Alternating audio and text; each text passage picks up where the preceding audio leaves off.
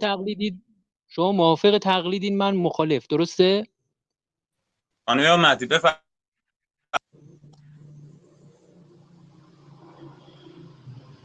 ممنون علیکم از ارادت جناب خادم الشیعه و خدمت همه دوستان ظاهرا بزرگوار. دیگه بنده موافقم. سلام علیکم. از ادب بفرمایید. جناب خادم الشیعه، من امکان صحبت ندارم، شما صاحب اختیارین. سلام در علیکم. کن از ادب دارم خدمتتون.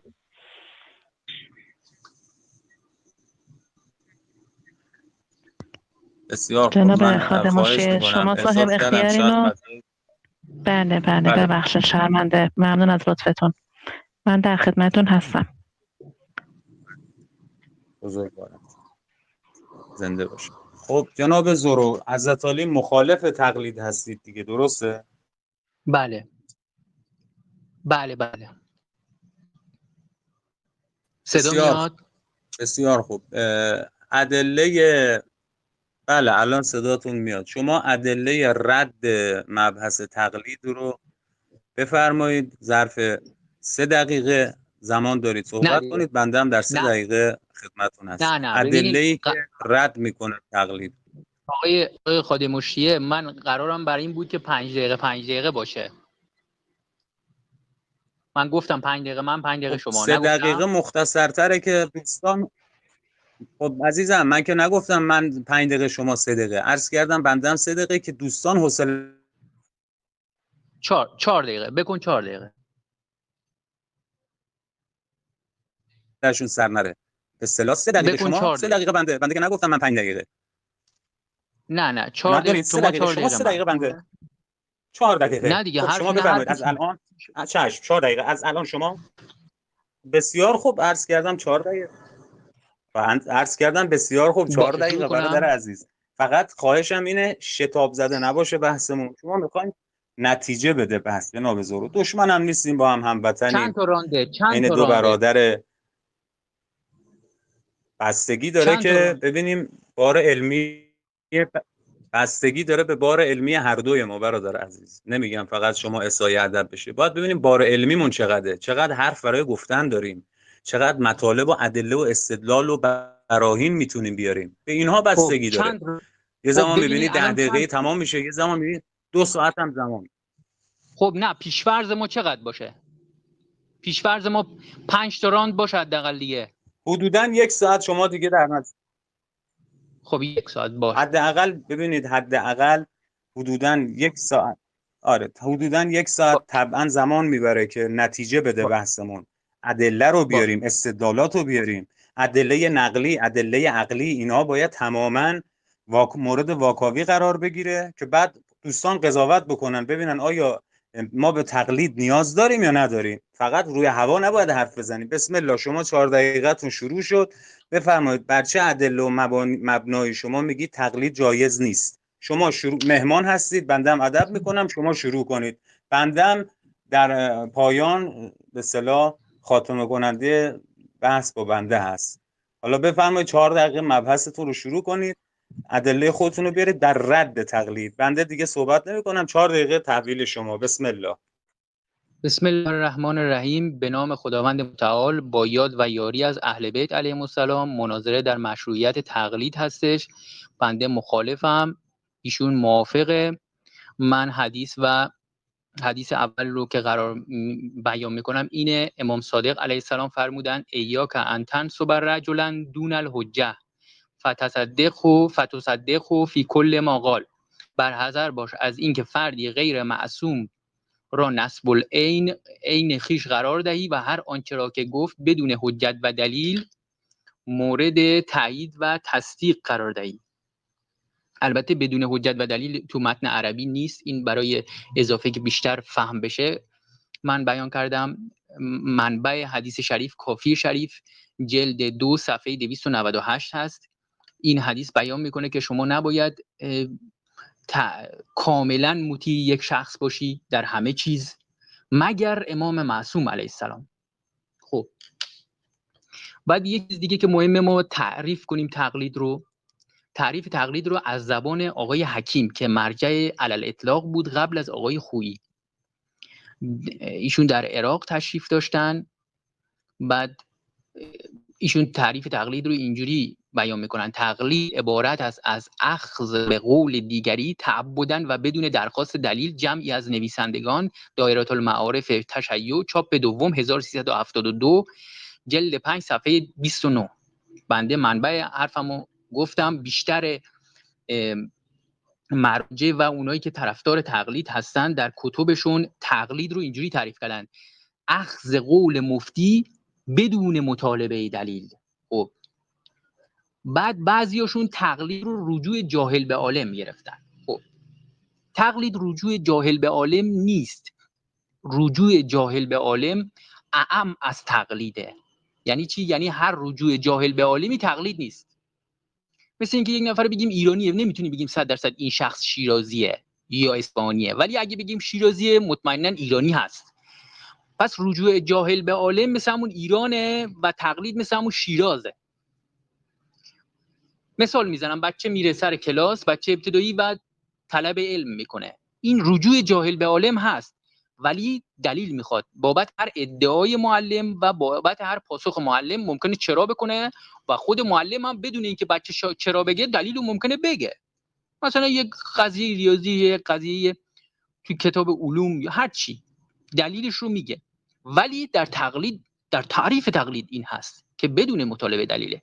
پیش پزشک هم میریم، تقلید نیست. چرا؟ چون هیچ کس در جهان هیچ وقت نمیگه که فلانی رفت پیش پزشک تقلید کرد ازش. دوما یا ثانیاً ما در پیش پزشک میریم ازش دلیل میخوایم. اون حتی دلیل هم نخوایم، اون ممکنه دلیل رو خودش فی البداهه بگه. مثلا این عکس رو بزنه رو بورد توضیح بده، یا من رفتم پیش پزشک در مورد چشم کتاب خودش باز کرد بدون اینکه بگم، اشک چشم رو به من نشون داد مسیرشو و من در اون حدی که من میفهمیدم به من توضیح داد. ولی خب تقلید این نیست. تقلید یعنی که تعبدن است و بدون مطالبه دلیل. خب شما نگاه کنین، یک مرجع تقلید در کتاب رساله توضیح المسائلش هیچ حدیثی بیان نمیکنه. خب یعنی هیچ دلیلی نمیاره، در صورتی که همه میگن آقا این شخص مرجع تقلیده، پس راوی حدیثه. خب کجا راوی حدیثه؟ راوی یعنی بیان کننده حدیث. اون چیزی که به ما دستور داده شده از طرف اهل بیت علیهم السلام که بهش رجوع کنیم، رجوع به راوی حدیث هست. لفظ تقلید نیومده، لفظ مرجع نیومده. بفرمایید. بعد جناب زورو 4 دقیقه شما تمام شد. تا اینجا عنایت بفرمایید. بفرمایید. خدمتتون عرض کنم 4 دقیقه بنده. اگه زمان رد شد حضرت علی تذکر بدید. شاید من باشه. بسیار خوب، بسیار خوب. تا اینجا ما متوجه شدیم. اجازه بدید مطالبی که حضرت بله بفرمایید. نه اگر کلامتون رو میخواید تمام کنید مانعی نداره. بفرمایید. باشه. ببینین یکی دیگه هم اینه که مرجع راوی حدیث نیست. صحبت کنم بنده. بفرمایید. جناب زورو بفرمایید. جناب زورو صدای بنده بده. بله صدای شما رو دارم. صدای من مگه نمی بسیار اومد؟ خوب. پس جناب زورو لطفاً ما بین صحبت بنده نیایید. اجازه بله. خب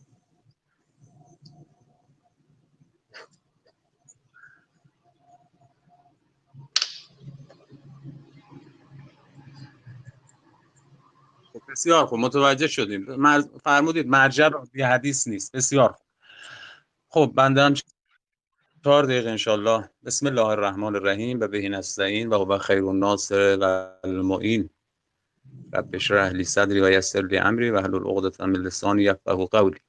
خدمت دوستان مستمعین بزرگوار عرض ادب و احترام دارم. بحث امشب راجع به جواز تقلید و مشروعیت تقلید هست. رفقا دوست عزیزمون 2-3 تا مورد رو اشاره کردن، آمدن تلاش کردن که بحث تقلید رو اینگونه زیر سوال ببرند که روی خود واژه تقلید اومدن متمرکز شدن.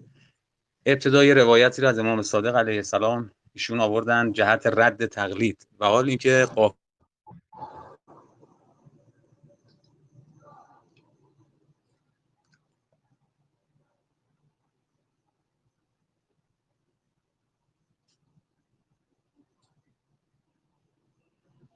صداتون قطع شد جناب خادم الشیعه. جناب خادم الشیعه صداتون قطع شد.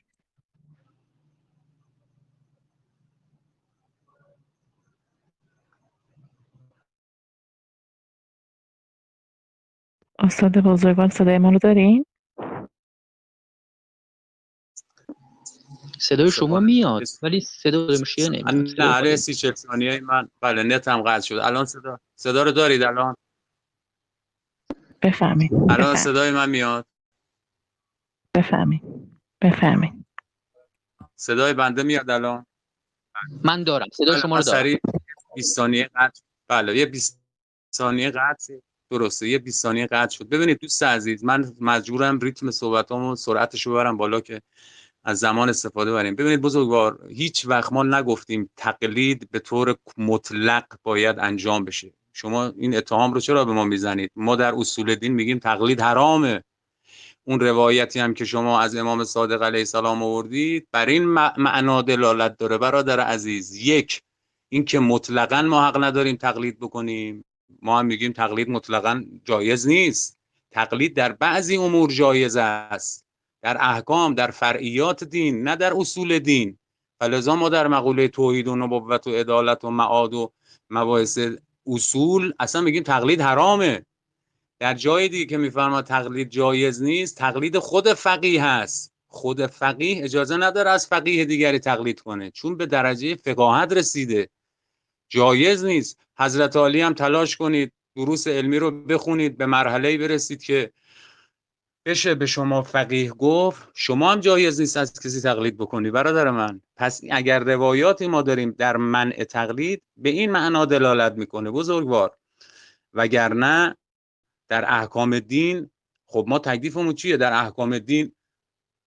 بفرمایید برای اینکه من از چه کسی باید تبعیت بکنم؟ از چه کسی باید سوال بکنم؟ برادر عزیز شما ابتدای سخنتون روایتی از امام صادق علیه السلام آوردید بر رد تقلید. برادر بزرگوار بنده مخاطبم حضرت علی و دیگر همفکران شما هست. این همه شاگرد امام صادق علیه السلام تربیت کرده.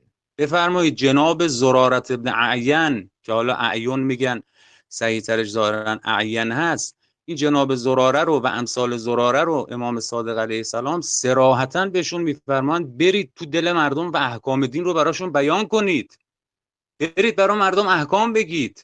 برادر عزیز این در تضاد با مطالب و مباحث شماست. خود ائمه معصومین، خود امام صادق علیه السلام از پایه‌گذاران بحث تقلیده. خود حضرات معصومین این فرهنگ رو نهادینه کردند. من از شما سوالم اینه جایی که امام صادق علیه السلام حضور داره زراره چرا باید بره احکام برای مردم بگه؟ دوستان دقت کنید امام معصوم حضور داره. الان که امام معصوم متاسفانه امام عصر اروان الله الفدا حضور فیزیکی در بین ما نداره، حداقل دستمون کوتاهه. درسته فرمود حضرت حاضر ما غایبیم، اما به هر حال ما حضرت رو دسترسی بهش نداریم که احکام دینمون رو از امام عصر اروان الله الفدا مستقیم دریافت کنیم. و دوست عزیز این که میگید مجتهدین و فقها راوی حدیث نیستن، چرا حرفای خنده‌دار میزنید برادر من؟ چرا حرفای یک زمانی عارضم معذرتون که شیخ مفید و بفرمایید که مرحوم شیخ کلینی رضوان الله علیه عالم بودن در عصر خودشون. الان ما روایتی داریم که سلسله رواتش مثلا میرسه مرحوم شیخ، خود شما از اصول کافی روایت نقل کردید. خود شما الان از اصول کافی روایت نقل کردید. یعنی یک راوی اینجا میشه خود مرحوم، یک راوی خود مرحوم کلینی اینجا در نظر گرفتید شما. این در تناقض با حرف خودتونه. ما نگفتیم امروز مجتهد حکم راوی رو داره، ما میگیم مراجع ما از قرآن مجید و روایات احکام رو استنباط و استخراج میکنند و بر اساس تخصص و مهارتی که در امر دین و فقاهت دارن احکام رو بیان میکنند. اون به درجه فقاهت رسیده. هیچ فقیهی نیومده دنبال من و شما بگه آقا بیاید من تقلید کنید. شما یه نمونه بیارید، یه نمونه بیارید که فقیه آمده باشه. وقتی شما تموم شد فقیه آمده باشه در خونه ها رو در قلباب کرده باشه. چشم کلامم پایان بپذیره. در خونه ها رو زده باشه، در خونه ها رو زده باشه که آقا بیاید من تقلید کنید. عرض آخرمه که رجوع ما، بله عرض میکنم اجازه بدید کلامم منعقد بشه. چشم اجازه بدید کلامم منعقد بشه. شما هم چند ثانیه اضافه صحبت کردید. پس هیچ فقیهی نمیاد در خونه ها رو بزنه، ما رجوع میکنیم به فقیر. ماییم که میریم میگیم آقای مجتهد، آقای آیت الله عظما، من توی این مسئله در موندم. این میشه معنای تقلید. بفرمایید حالا صحبت های شما رو میشنویم. خسته نباشید. بنده شروع میکنم. شما گفتین تقلید در اصول دین، گفتین حرامه. اولا این خب این یک تناقض دیگه. شما میگین که تقلید در اصول دین حرامه، در احکام واجبه فقط. خب این چرا؟ دلیلش چیه؟ خب یک تناقض دیگه. دوما شما گفتین که ما در همه چیزها تقلید نمی‌کنیم، خب در احکام تعبد محض دیگه. خب بعد گفتین روایات در منع تقلید درباره کسی است که فقیه باشه. خب برای این دلیلی نیاوردین. روایات منع تقلید کلیه، یعنی همه رو منع تقلید کرده. بعد گفتین که خب اگه تقلید نباشه از چه کسی سوال کنیم؟ خب از راوی حدیث رو بیان میکنه. اگه بگین حدیث رو ما نمیفهمیم، خب من سوالم چیه؟ امام علیه السلام 1400 سال پیش با عرب بی سواد بادیه نشین که اصلا هر رو از بر تشخیص نمیداد صحبت میکرد، اگه بگی حرف امام علیه السلام رو عرب بادیه نشین نمیفهمید، خب شما دارید میگی که امام علیه السلام داشت کار لغو میکرد، نعوذ بالله المتعال، یعنی با کسی حرف میزد که اون نمیفهمه. این تناقض رو به من بگو، جوابشو. امام علیه السلام گفتی که به زراره گفتش که برو، فرمود که برو بیان کن افتل الناس. خب امام علیه السلام که نمیتونه برای همه خودش بره بیان کنه، میتونه؟ امام علیه السلام از لحاظ مقیدات این دنیایی، از لحاظ محدودیت‌های این دنیایی، همه نمیتونن به امام علیه السلام دسترسی داشته باشن. پس طبق آیه نفر که یک عده باید یاد بگیرن یا و نشر بدن، خب اینجا هم همینه دیگه. امام علیه السلام نمیتونه برای همه بره خودش بیان کنه که این به اون دلیله. زرار چرا بگه وقتی معصوم است؟ اینم که خب جوابشو دادم. مستقیم از امام علیه السلام، امام زمان علیه السلام نمیتونیم بگیریم، خب کتب هست بیان. بعد ما در احادیث فقط به راوی حدیث ارجاع داده شدیم. بعد یه چیزای دیگه گفتین که مرجع نمیره در خونه ها رو نمیزنه. خب اینا که راستش واضح نبود. من حدیث دیگه ای رو در رد تقلید میخونم. شما دقت کنین که حدیث رو وقتی زیر سوال میبرین، خدایی نکرده اگه دروغ بخوایم ببندیم به اهل بیت علیهم السلام، اون موقع عواقبش خیلی شدیده.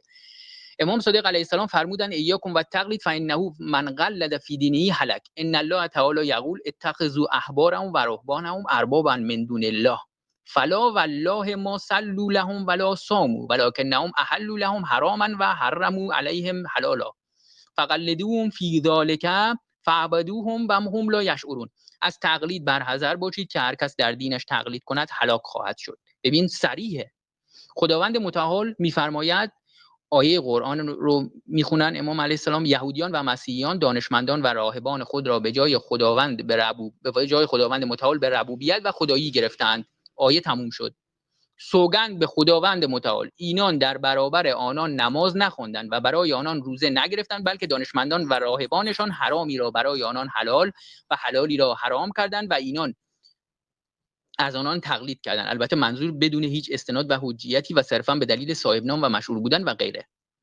اینا اضافه از خودم بود و بدون آن که خود بدانند در واقع آنان را پرستیدند. منبع تصحیح الاعتقاد شیخ مفید رحمت الله علیه صفحه 72. ببینید این حدیث شریف چی میگه. ابتدا از تقلید برحذر میداره، بعد میگه که هلاک میشن. بعد اونجا آیه رو میخونه، میگه که یهودیان و مسیحیان دانشمندان و راهبان خود را به جای خداوند متعال به ربوبیت و خدایی گرفتن. بعد اینجا معنا میکنه این منظور رو. گفت این عبادت و خدایی گرفتن به معنای عبادت و پرستشی که ما مثلا فرض کنید یک بت پرست میکنه یا یک کسی در برابر خدا روزه میگیره یا این چیزا، برای آنان روزه نگرفتن، برای آنان نماز نخوندن. منظور اینه که برای این خدا سجده نکردن، بلکه حلال رو حرام کردن، حرام رو حلال کردن. اینجا منظور رو بیان کرده. ببینید شما تقلید رو در این روایت کاملا شرح داده و تقلید رو کاملا زیر سوال برده. شما الان میگی تو چی میگی؟ و این تو چی میگی که دلیل نیست. شما با دلیل بیاری در رد. یک حدیث دیگه میخونم. امام صادق علیه السلام میفرمایند من اخذ دینه من افواه الرجال ازالته الرجال و من اخذ دینه من الکتاب و السنه زالت الجبال ولم یزل. امام زمانو بگیره لاغر. الان بنده ورود کنم ایشون فکر میکنه من دارم مثلا یکی از دوستان بزرگواری کنه. شما اضافه شما اضافه تر گفتین. ببین شما اضافه تر صحبت کردید، بعد پس اجازه بده. امام صادق علیه السلام فرمودن هر کس دینش را از دهان رجال بگیرد، منظور آرا و نظرهای بی سند و حجت آنان است. همان رجال یا رجالی دیگر او را از اشکال دینش نداره. نه من خارج می‌کنند. اما آن کس که دینش را از قرآن و سنت معصوم بگیرد، کوها از پا در میاند، اما او در دین و اعتقادش استوار خواهند ماند. تصحیح الاعتقاد شیخ مفید رحمت الله علیه، صفحه 72. بفرما. ببخشید شرمنده جناب خادم الشیعه، من از الان شروع میکنم، ثانیه رو میگیرم. چشم. یا خدا خیر. آقای زورو سخنتون تمام کنید، من شروع کنم. کلام من پایان. تموم کردم. بفرما. من تموم کردم.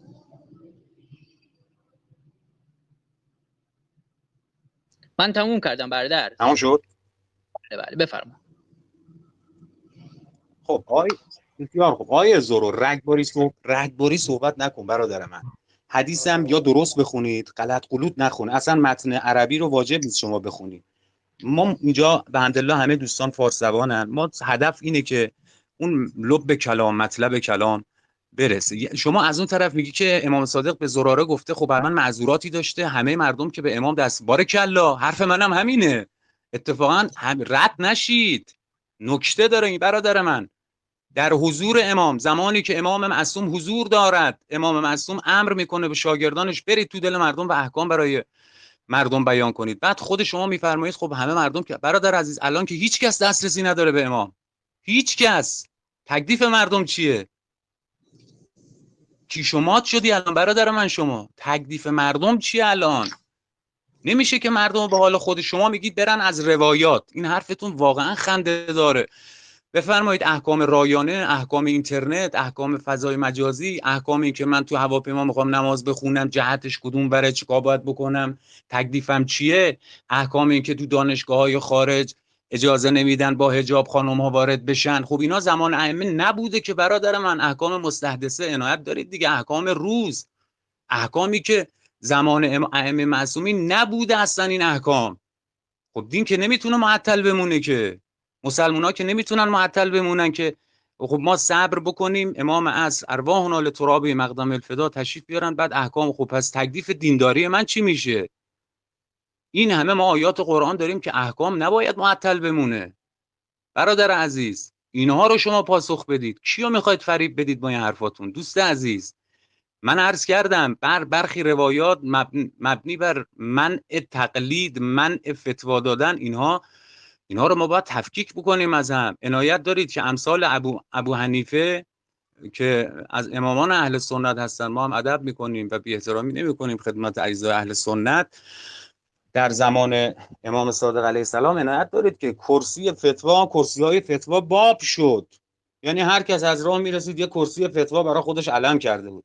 امام صادق علیه السلام هم حدیث و روایت دارن که آقا جایز نیست، نرید، حق ندارید برید. منظور حضرت اینه الان که من امام صادق اینجا نشستم تو چرا باید بری حجره بغلی از یک کسی دیگه که اهلیت ندارد نسبت به قرآن مجید؟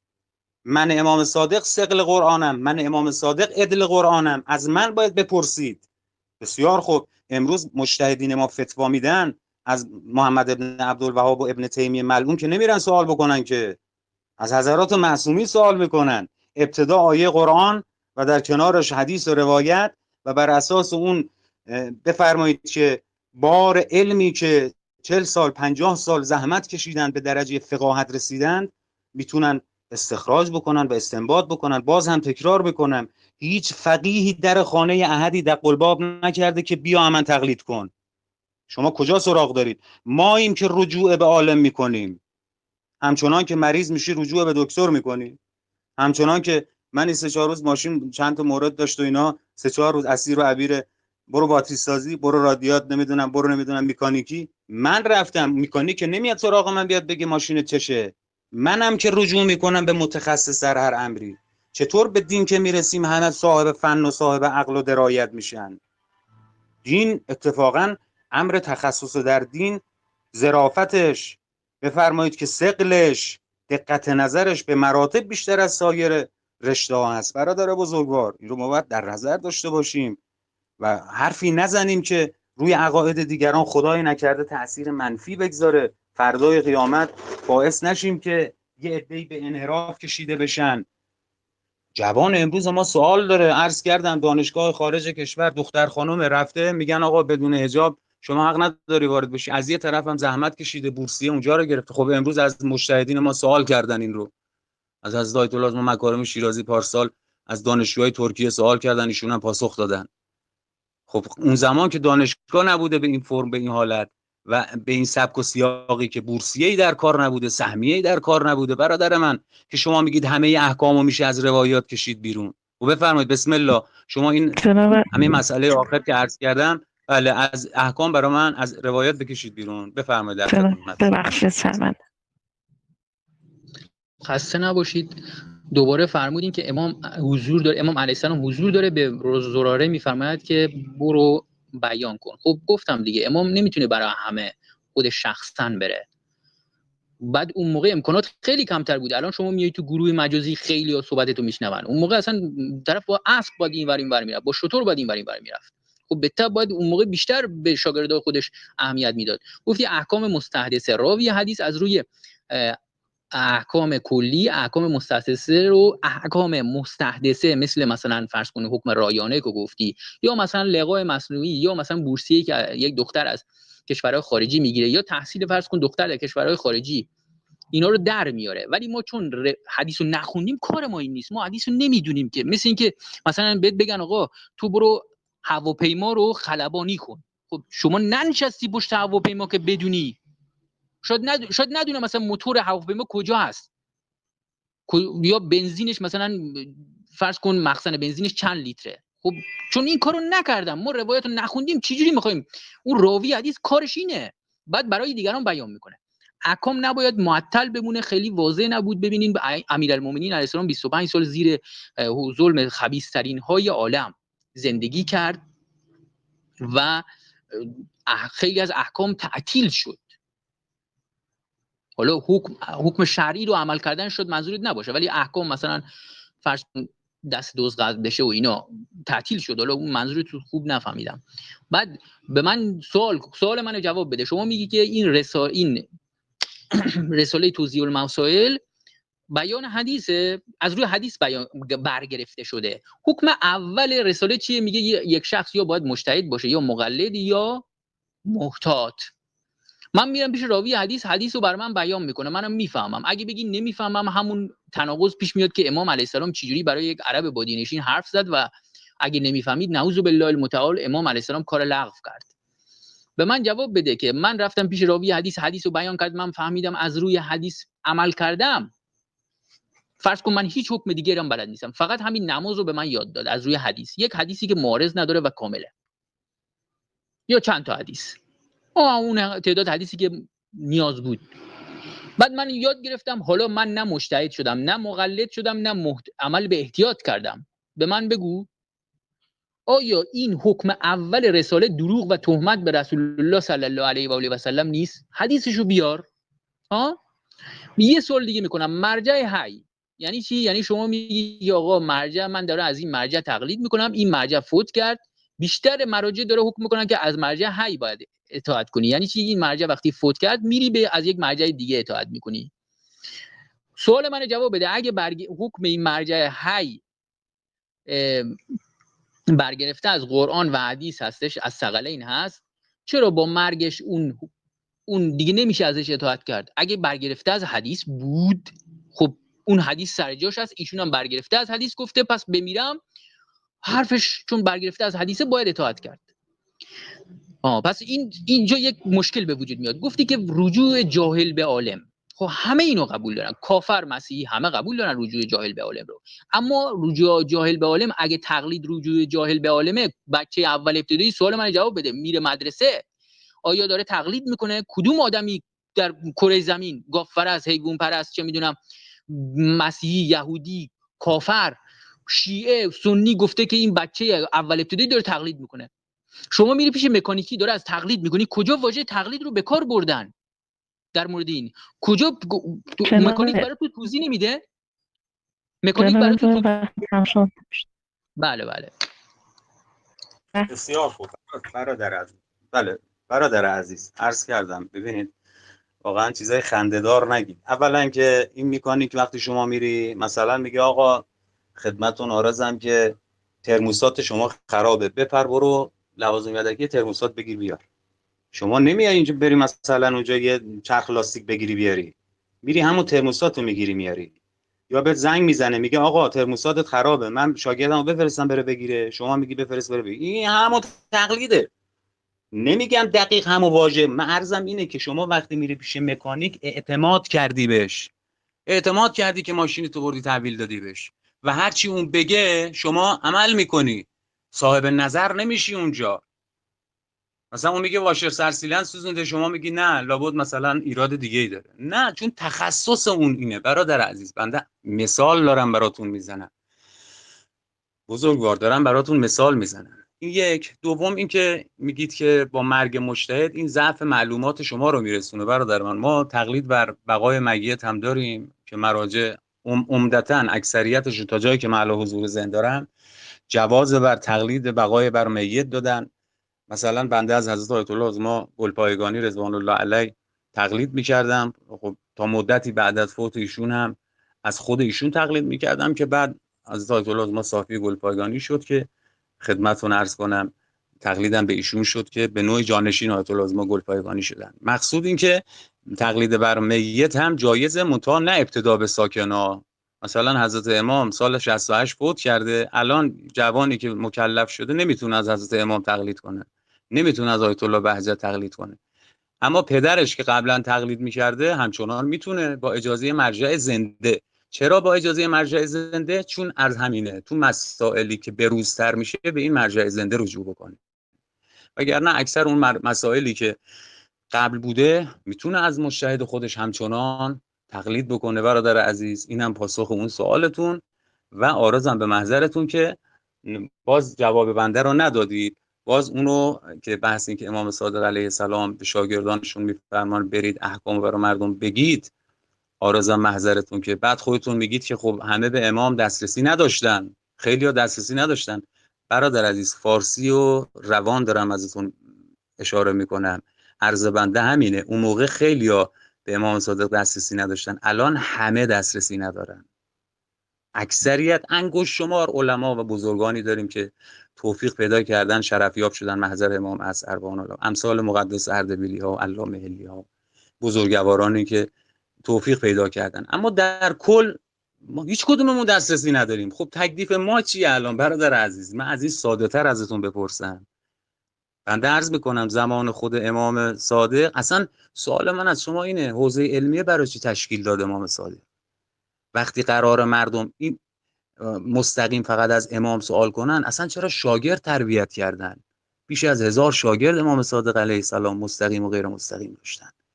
اصلا فلسفه وجودی حوزه‌های علمیه زمان صادق شما زیر سوال میبرید. رنسانس علمی که زمان امام باقر علیه السلام و امام صادق علیه السلام شکل گرفت و بعد هم ادامه پیدا کرد زمان امام رضا علیه السلام، عالم آل محمد صلوات الله علیه مجمعین، اینا رو همه شما دارید زیرا به همه رو میزنید با این نوع تفکری که دارید. فلسفه چی بوده؟ ائمه معصومین چرا امثال عبدالعظیم حسنی رو تربیت میکردن؟ هدفشون آیا جز این بوده که برای غیبت افرادی باشند که مردم رجوع کنند به اونها، فرجوا الی روات احادیثنا، یا نه؟ هدف چی بوده؟ ائمه معصومین که بدون هدف کاری رو انجام نمیدادن که معاذالله، هدف داشتن، هدفشون هدف مقدس و الهی هم بوده. در خدمت. تشکر که نمیپذیری، ولی در تعریف تقلید است اخذ قول مفتی بدون مطالبه دلیل. احکام مستحدثه گفتین، خب فرض کن ما احکام مستحدثه رو باید از تقلید کنیم، احکام غیر مستحدثه هم بیان نمیشه. این سوال من جواب بده. پس احکام غیر مستحدثه مثلا مثل نماز رو باید حدیث رو بیان کنین دیگه، پس چرا اونجا حدیث بیان نمیشه؟ بعد گفتی امام صادق علیه السلام، فقط به امام صادق علیه السلام اون حرفا رو تکرار کردی در مورد حوزه، اون دیگه جواب نمیدم متاسفانه. شما چیز جدید نیاوردی، حدیثای منم جواب ندادی.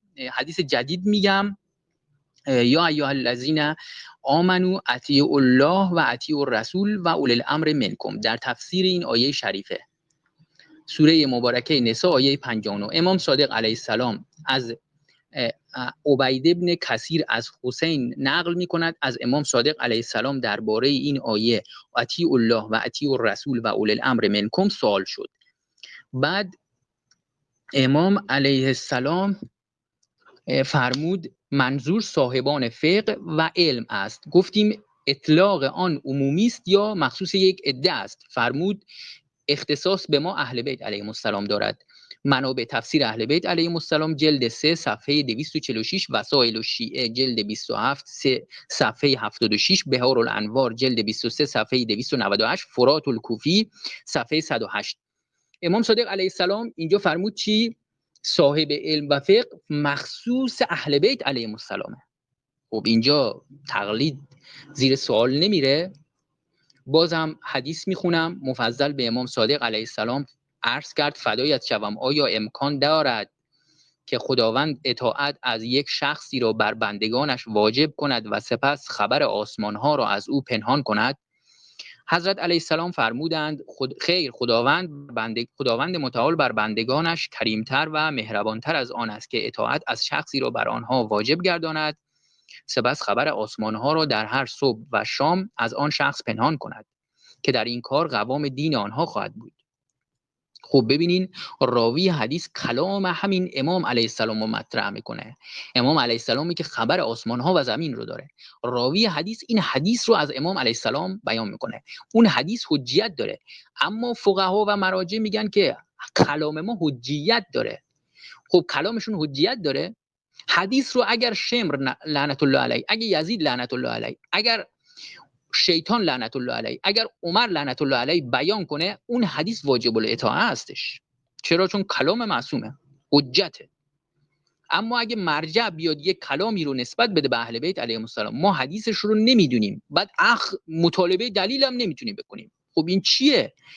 روی رساله نوشته مطابق با فتاوای جناب علی. اگه شما راضی باشی یک جلسه بیا در مورد مخالفت مراجع با نصوص صحبت کنیم. من نمونه‌های شاهد عینی برات میارم که دقیقاً مخالفت شده صریحاً. بعد باز من حدیث شریف دیگه ای رو میخونم.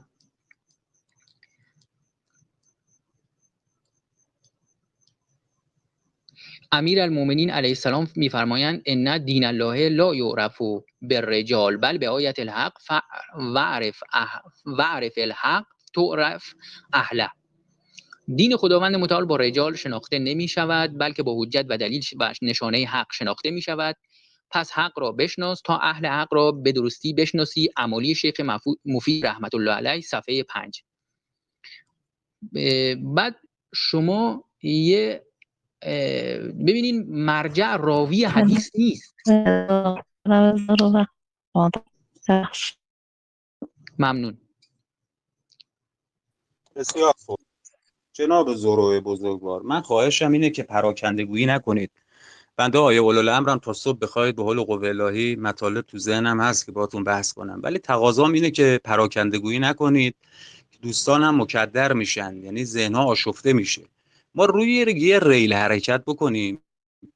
شما مطالبه دلیل رو فرمودید برادر عزیز، شما 2-3 بار این مطلب رو تکرار کردید که چرا مراجع تو رساله هاشون در ذیل هر مسئله حدیث مد نظر نیاوردن. خب این برادر عزیز جسارتا جهل شما رو به مسئله میرسونه. این ثابت میکنه شما اصلا نسبت به دروس حوزوی کاملا بیگانه هستی. این درس خارج فقه و اصولی که مراجع دارن هر روز صبح شاگردانی رو دارن به عنوان مجتهد پرورش میدن، جدل‌ها و دعواها و بحث‌های علمی اونجا میشه. شما اگر حوصله‌شو داری قم تشریف میبری زیارت حضرت معصومه سلام الله علیها، اونجا تشریف ببرید. از آیت الله ما وحید خراسانی دیگر بزرگان اونجا درس خارج فقه و اصول دارن، برید 1 ساعت بشینید اونجا. اگرچه هضم خیلی مطالب خب دشوار برای عامه مردم، اما برید اونجا بشینید ببینید روی مسئله 10 حدیث و روایت هست برادر عزیز. یه حدیث نیست که شما میگی چرا در مطالبه دلیل میخوای.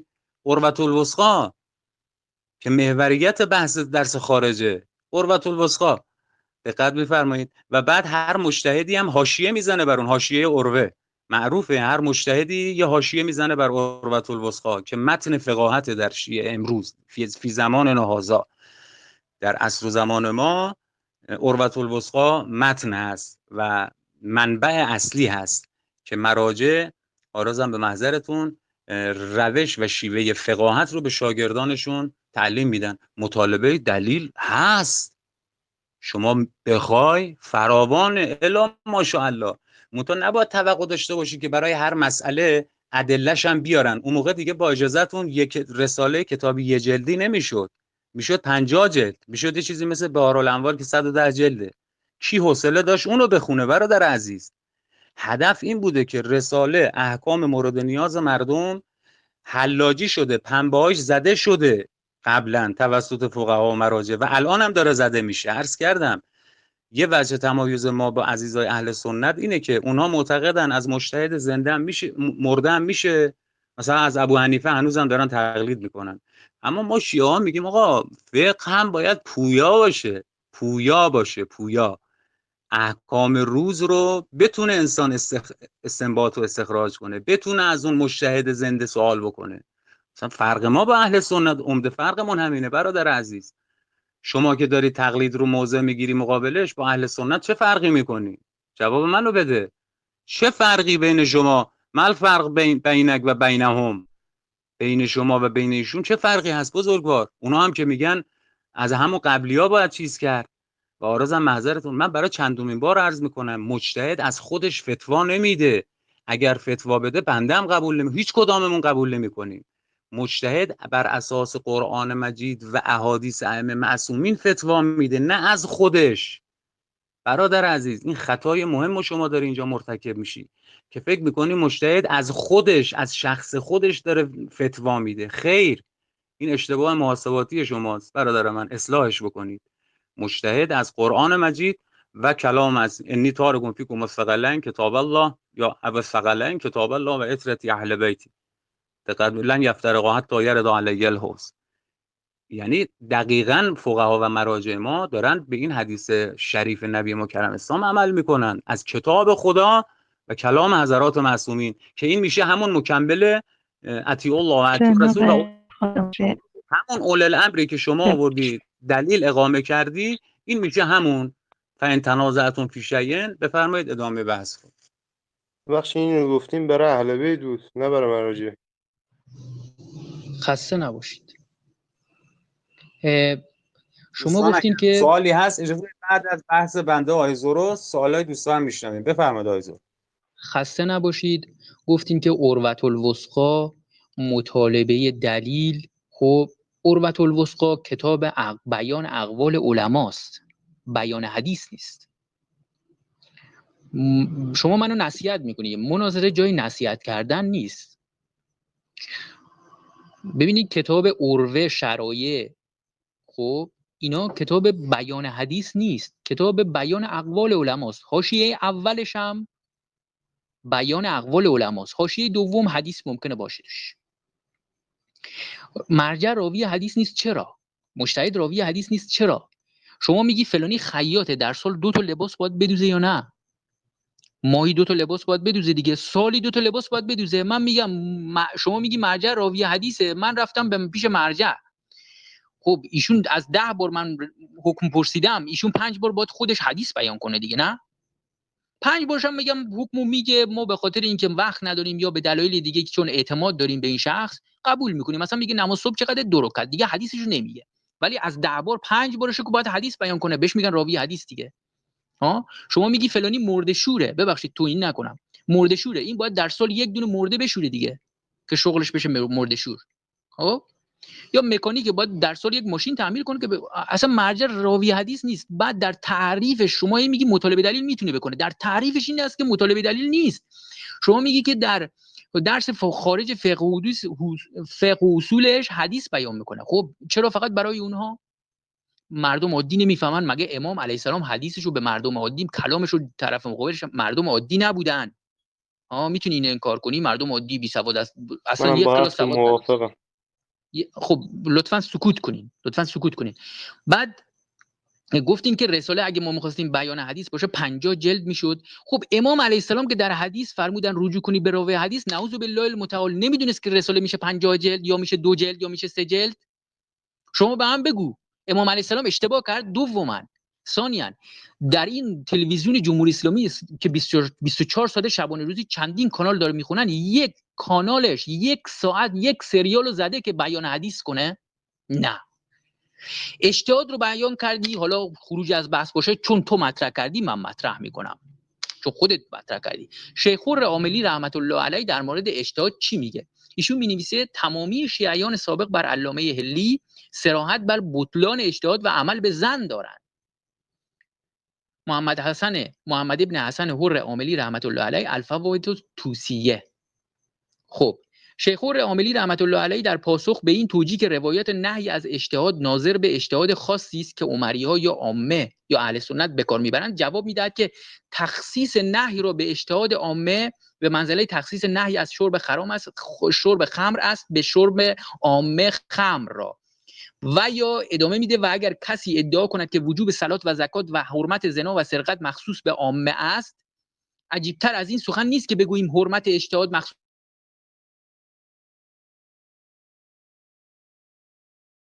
عامه است.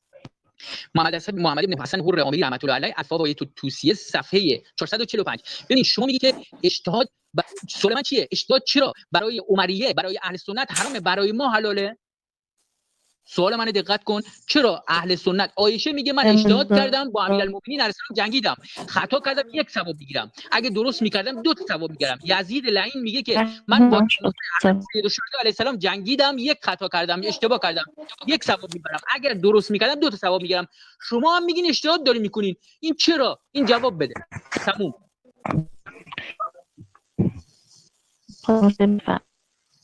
تموم شد.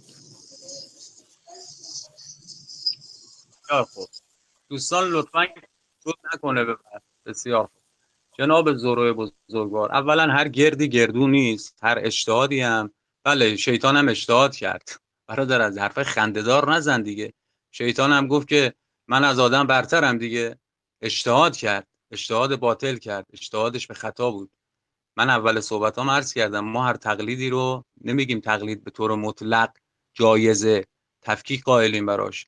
یک. دوم این که خدمتتون عارضم که شما میگید مجتهد راوی حدیث. برادر عزیز شما میگین راوی حدیث امروز به کی میگن؟ من و شما هم وقتی میگیم قال الصادق، قال الباقر، قال الرضا، ما هم راوی حدیث محسوب میشیم. راوی حدیث فکر میکنه امروز به کی اطلاق میشه؟ به هر آن کس که از ائمه معصومین برای مردم احادیث و روایات بیان کنه، این راوی حدیث بهش اطلاق میشه. منتهای مراتب کدام راوی مد نظر امام اسعروان له الفدا بوده که فرجوا الی روات احادیثنا؟ طبعا اون راوی که شناخت کامل و احاطه کامل داره به قرآن مجید و به کلام معصوم، به او باید رجوع کرد. وگرنه همه عاشق ائمه معصومین هستیم، همه هم قال الصادق و قال الباقر میگیم اکثرمون. اما بنده که به شما نمیتونم رجوع کنم تو احکام دین، شما هم نمیتونی به من رجوع بکنی، چون به اون تخصص نرسیدیم برادر عزیز بزرگوار، به اون حد از درجه نرسیدیم که بتونیم. اینم از این مطلبتون. مطلب دیگه به من میگی شما چرا عروه رو خب برادر عزیز میگی عروه اقوال علماست. خب منم همینو دارم میگم. شما فرمودید که مطالبه دلیل، بنده عرض کردم علمای ما فقهای ما ادله خودشونو بیان کردن. کتاب عروه دلیل محکمیه که بنده آوردم براتون که اقوال علما ادلهشون رو اونجا آوردن، دعواهای علمیشون رو اونجا کردن. شما فکر میکنید که اینا رو حدیث محوریت بحثشون قرآن مجید و حدیثه؟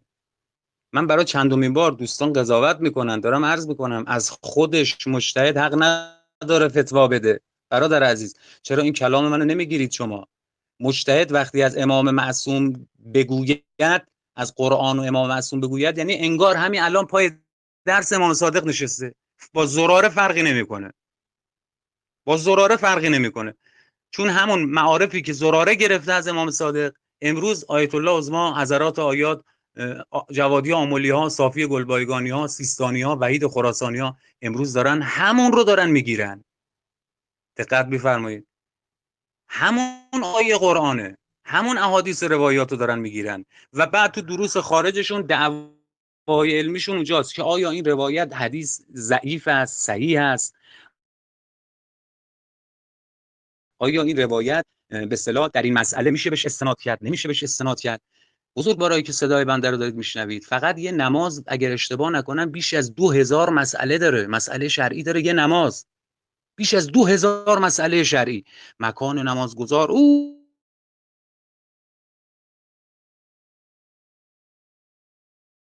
جهت نماز، قبله، شرایط قبله، لباس نمازگزار چطور باید باشه، دقت می‌فرمایید، شرایط نماز، اینا بیش از 2000 مسئله برای یک نماز، فقط برای یک نماز. خب اینا رو همه، عرض آخرم، اینا رو همه که نمیتونن همه احادیث روایات رو در رسالهشون بیارن. اون موقع معناش این میشه که زیر هر مسئله 30 تا 40 تا گاهی تا 70 80 تا روایت حدیث باید بیارن. شما رو به خدا جناب بزرگ، خود شما همچین کتابی رو با همچین حجمی اصلا حوصلت میگیره که بخوای؟ شاید استثنا شما بتونی، ولی خیلی از مردم قبول کنیم که حوصله خواندن این که مثلا یه مسئله با 50 تا روایتش هم بیارن، حلاجی ها شده قبلا. در خدمت. برای شما چند ثانیه کم شما صحبت کردیم. سلام علیکم. من دوباره سلام کردم، اون بعد تشکر میکنم. شما 1 دقیقه اضافه تر صحبت کردی، منم 5 دقیقه انشالله اجازه بدن. بعد شما سوال کردی که رساله رو گفتی که اگه ما میخوایم جناب اجازه کمتر بله صحبت کردم. من ثانیه شما رو دارم. باش. شما گفتی که رساله اگه بخواستیم که حدیث بیان کنیم میشد 50 جلد. من سوال میکنم چرا یک ارجاع حدیثی تو رساله نیست؟ مثلا انتهای یکی از احکام، انتهای یکی از این مسئله ها، مثلا تو پرانتز میزد مثلا وسائل و شیعه جلد فلان صفحه فلان، یک حدیث رو به عنوان نمونه میگفت. این نداره درش. بعد گفتی نماز 2000 مسئله داره. مگه اون کسی که میخواد سوال داره لازم این 2000 مسئله رو یاد بگیره؟ نه، چند تا از این مسئله که نیازش رو برطرف میکنه کافیه براش. ببینین یک حدیثی که معارض نداره رو بیان میکنه. مثلا شما میری در مورد رؤیت هلال سوال میکنی از راوی حدیث میگه که رؤیت هلال به این صورته، 2 تا شاهد، 2 تا عادل بهت بگن، حدیثشو میاره. 2 تا عادل بهت بگن، یا اون شهر بغل شده باشه 2 تا عادل بهت بگن که ما هلال رو رؤیت کردیم، یا شایع شده باشه. خب این یک حدیث میده تموم شد دیگه. 30 تا حدیث رو براتون مطرح نمیکنه، شما وقت نداری. اونایی که وقت دارن براشون بیان میشه، سوال من جواب بده. همه حوصله ندارن. اونی که حوصله داره چی؟ اونی که 24 ساعت جلوی تلویزیون، 1 ساعت تو تلویزیون براش مسئله مطرح نمیشه.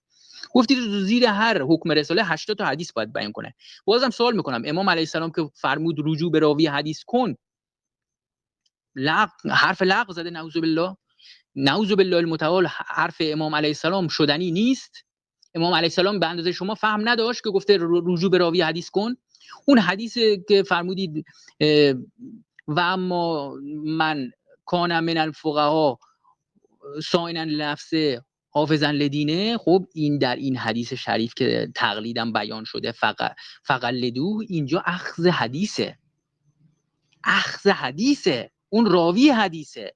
با توجه به این همه احادیث بسیاری که در رد تقلید است، واضح میشه این همه احادیثی که رجوع به راوی حدیث رو بیان کرده، واضح میشه امام علیه السلام، مگه پیامبر صلی الله علیه و سلم نفرمودن در حدیث شریفی که فریقین اتفاق دارن، یعنی هم شیعه هم سنی، که پیامبر صلی الله علیه و سلم فرمودن که اللهم ارحم خلفایی، از ایشون پرسیدن که من خلفایک، ایشون فرمودن که الذین یاتون بعدی و یروون حدیثی، یعنی از پیامبر صلی الله علیه و آله و سلم سوال کردن که چی؟ ایشون فرمود که خدایا جانشینان منو بیامرز، اللهم ارحم خلفایی. ازش پرسیدن که جانشینان تو کیا هستن؟ گفت فرمود کسانی که بعد از من میان و حدیث منو روایت میکنن، حدیث من و سنت منو روایت میکنن. خب اینجا حدیث بیان شده دیگه، کلام امام علیه السلام بیان شده.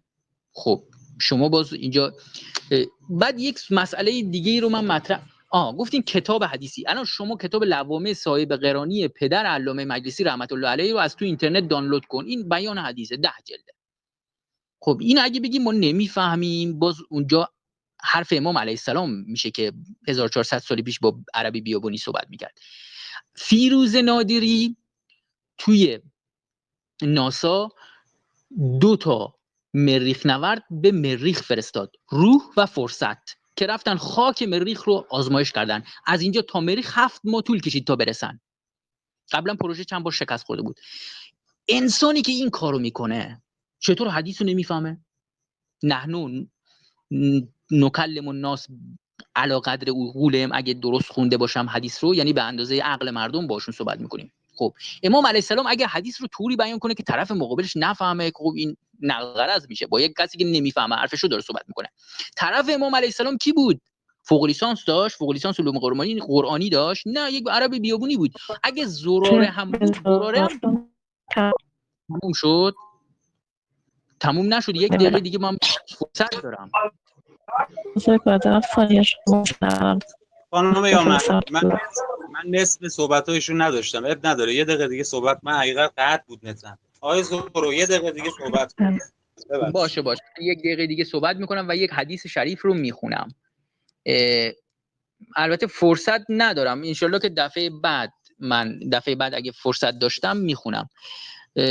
شما سعی کنین به سوالات من جواب بدین. ببینین نصیحت کردن جای مناظره، جای نصیحت نیست، جای اینکه به طرف تهمت جهل بزنی نیست. شما باید دلیل منو رد کنین. بفرمایید. بسیار خوب. معاذالله، بنده قصد توهین به شما رو ندارم. جهلم اگر میگیم خودتون میدونید. شما هم اگه بنده یه مطلبی رو بهش علم ندارم، به هیچ وجه ناراحت نمیشم اگه به من بگی که جناب خادم‌الشیعه شما جاهلی نسبت به این مسئله. من نباید ناراحت بشم. ما که نسبت به همه چیز علم نداریم که. حضرات معصومینن که نسبت به همه چیز علم دارن. حتی فقها هم که شما داری بهشون اشکال میگیری، هیچ کدوم ادعا ندارن که نسبت به همه چیز علم دارن. بنده هم نصیحت نمی کنم شما رو بزرگوار. بنده دارم مستند و مستدل مطالبم رو عرض میکنم و شما هم باید مستند و مستدل مطالب خودتون رو بیان بکنید بزرگوار، تا دوستان انشاءالله منصفانه خودشون قضاوت بکنن. من حقیقت نصف صحبت‌های شما رو بخش آخر نداشتم، نتم قطع بود، متوجه نشدم مطالبتون چی هست. اما خب طبعا راجع به همین بحث تقلید بوده و ادله آوردید یا تکرار کردید صحبت‌های قبل خودتون رو. ببینید برادر عزیز، آیه قرآن مجید میفرماد بحث لیتفقهوا فی الدین. من این رو عمدن گذاشتم آخرای بحث عرض بکنم که دیگه شما هیچ حرفی برای گفتن نتونید داشته باشید. این تفقه در دین که خدای متعال امر میکنه ما رو که در دین تفقه بکنید، فقاهت در دین بکنید. یه عده از شما فقیه بشن، معنای آیه اینه دیگه. تفقه در دین بکنید، طبیعتاً یک عده فقیه‌تر از دیگران میشن. وقتی همه ما امر شدیم به تفقه در دین، شما چرا نسبت به فقها ایراد میگیرید؟ خود خدا که امر کرده برید تفقه در دین کنید. خود خدا امر کرده که دیگران رو روشن بکنید در امر دین. خب در عصر غیبت کبرا، غیبت صغرا که 69 ساله، رفقا دوستان، 4 نائب امام زمان ارواحنا فدا معین میکنه برای خودش، برای 69 سال. دقت می‌فرمایید 70 سال هم نشد. الان که بیش از 1000 سال حضرت در پس پرده غیبت. مگر میشود ما بدون متخصص در امر دین بتونیم جلو بریم؟ و اگه این کارو بخوایم بکنیم تهش گمراهی بلا شک، بلا شک. و اما آیه اول الامری که شما آوردید فتنازعتم فی شیء فردوه الی الله و الی الرسول، اونجا هم امر داره برای همین مطلب که امر میکنه به خدا و پیامبر و اول الامر. بله ما هم میگیم اول الامر در درجه اول امامان معصومن، اما الان کیه؟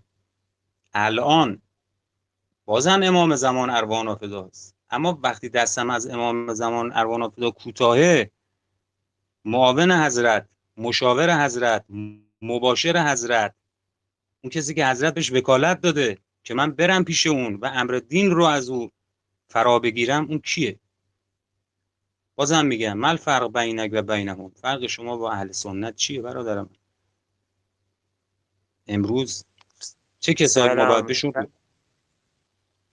امروز ما باید به چه کسانی رجوع بکنیم در امر فقاهت و دین و بحث تقلید؟ بفرمایید ما صحبت‌های شما رو میشنویم. سلام، شبتون بخیر، خسته نباشید. من آقای محترم من هنوز صحبت دارم، هنوز 1 ساعت نشد. بفرمایید، من اضافه وقتمو به شما دارم میدم، مشکلی نداره که، خب دعوا نداریم. من حرفم اینجا کسی دیگه وارد نشه، کسی دیگه وارد نشه. نه جناب امان هستید. جناب امان اجازه بدید بعد از صحبت‌های بنده و آقای زورو انشالله عزیزان هر سوالی داشته باشید ما بیادبی نمی کنیم یهو تمام کنیم، در خدمتون هستیم میشنویم. آقای زورو اینجا هستش. سلام علیکم، خسته نباشید. من میخوام ادامه بدم. من بله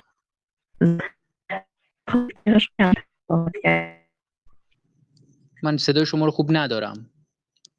من ادامه میدم. شما تفقه در دین رو بیان کردی. تفقه در دین، من حدیث رو دادم در تفسیر آیه اولی الامر که صاحب فقه و علم اهل بیت علیهم السلام هستند. یعنی رد حرف شما دوباره شد.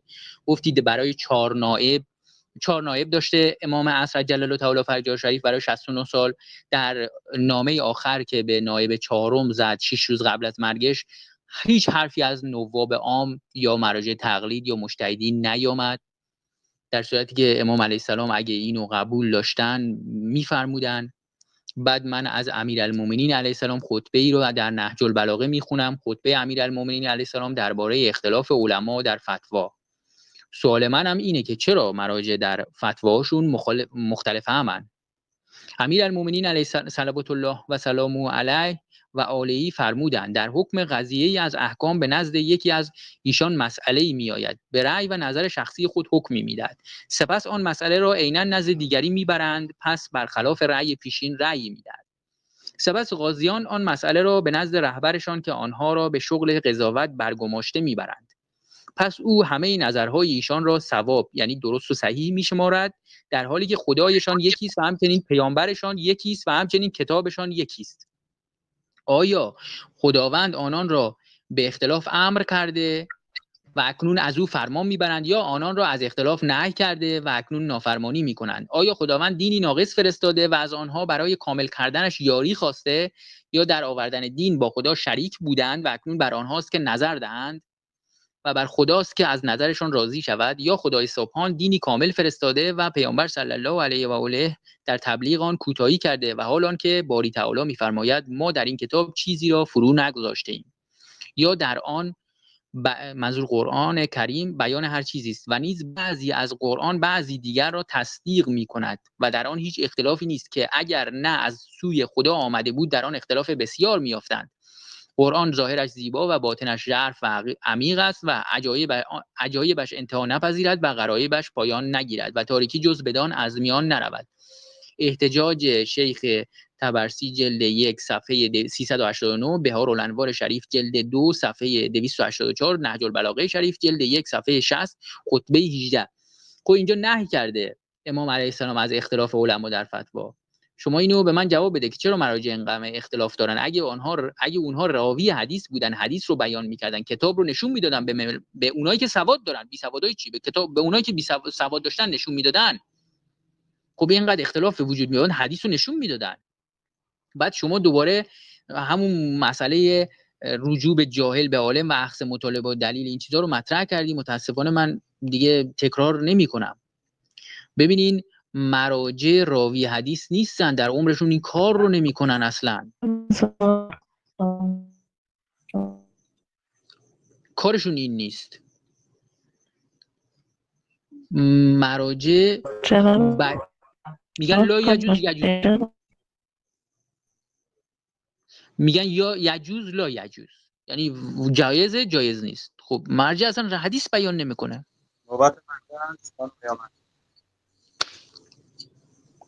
نوبت بنده است. بسیار خوب دوستان، خودشو از یه طرف میگه که شما بیاد که اماما راجع به فقها و مراجع چیزی گفته باشن، از اون ور سریع خودش خطبه خودتو برادر عزیز من دیگه چی بگم.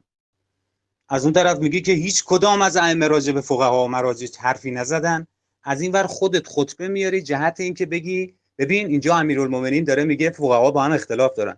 این اولا. ثانیاً اون خطبه رو درست بخون، بنده هم خوندم اونجا بحث قضاوت مطرحه، بحث اختلاف بین رأی قضات و اونجا حضرت بیشتر هدفش حساسیت پست قضاوت هست. این از این مطلب که خودت جواب خودت دادی، قشنگ هم دادی. نکته بعد عارضم محضرتون آیه لیتفقهوا فی الدین، چرا از خودت رأی میدی برادر عزیز؟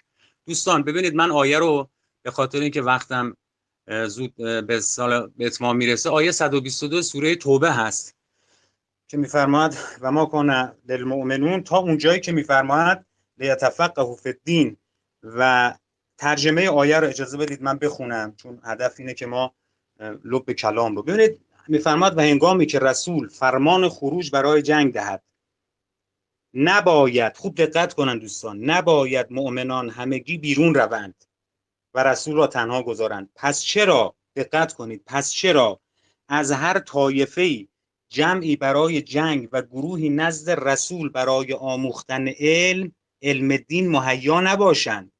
میگه از هر قومی. بحث امامان معصوم مطرح نیست اینجا که شما میگی که فقط انحصار به امامان معصوم داره. چرا از خودت رأی و فتوا میدی برادر من؟ چرا تفسیر به رأی میکنی آیه قرآن رو؟ آیه قرآن عامه، میفرماد لیتفقهوا فی الدین. ترجمه هم داره میگه وقتی میرن جنگ همتون نرید، بعضیتون بمونید نزد نبی مکرم اسلام، احکام دین رو یاد بگیرید، تفقه در دین بکنید، مهیا بشید تا برای قوم خودتون برید اینها رو بیان بکنید. تفقه در دین یعنی آیه داره بحث روش فقیه پروری رو داره خدای متعال بیان میکنه و ضرورت جایگاه فقاهت رو. آیه 122 سوره توبه اصلا هم انحصار به امامان معصوم نداره، چون صراحت داره از هر قومی. ببینید من کل فرقت منهم طائفه، من کل فرقت منهم طائفه لیتفقهوا فی الدین. بحث قوم و طائفه مطرحه، یعنی از هر قوم و طائفه یه عده‌ای ضرورت داره. همه هم نمیگه. ببینید نکته جالبش اینجاست، میگه یک عده‌ای ضرورت داره. پیداست که همه هم توانایی، پیداست که اجازه بدید دوستان، همه هم توانایی این رو ندارن که فقیه بشن، چون آیه خیلی ظریف داره میگه لااقل عده‌ای از شما برید نزد پیامبر اکرم دین رو یاد بگیرید که بعد برید توی مردم اونها رو بیان بکنید. این هم فقیه، پرورش دادن فقیه، چیز دیگه جز این نیست. تمام شد وقت من.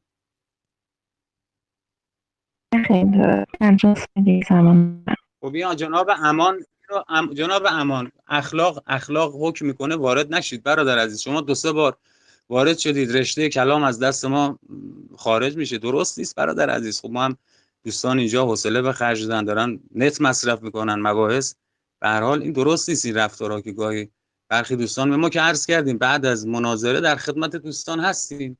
عزیزان هر مطلبی، صحبتی، شبهه، ایرادی داشته باشن در خدمتشونیم. پس من سریع جمع بکنم. یک، ایشون فرمودن ائمه هیچ کدام از فقها هیچی نگفتن، بیارید. خب بعد خودش خطبه آورد، خود این بزرگوار جناب زورو خطبه آورد که امیرالمومنین ببینید داره میگه فقها با هم اختلاف دارن. چرا دارن؟ که من عرض کردم اونجا بحث قضات مطرح و حساسیت و ظرافت پست قضاوت، و به نوع خودش برای خودش دلیل اقامه کرد بزرگوار. و بعد آیه تفقه در دین هم خدمت عزیزان آیه 120 سوره توبه، 122 سوره توبه رو بیان کردم که عام هست، انحصار به امامان معصوم ندارد. درسته افقه فقها امامان معصومند، منتها بحث ما این آیه هست که طائفه و فرقه هم صراحتا تو آیه داره بیان میکنه که از هر طائفه عده‌ای برید و دین رو یاد بگیرید و به مردم یاد بدید. در خدمتی. خدا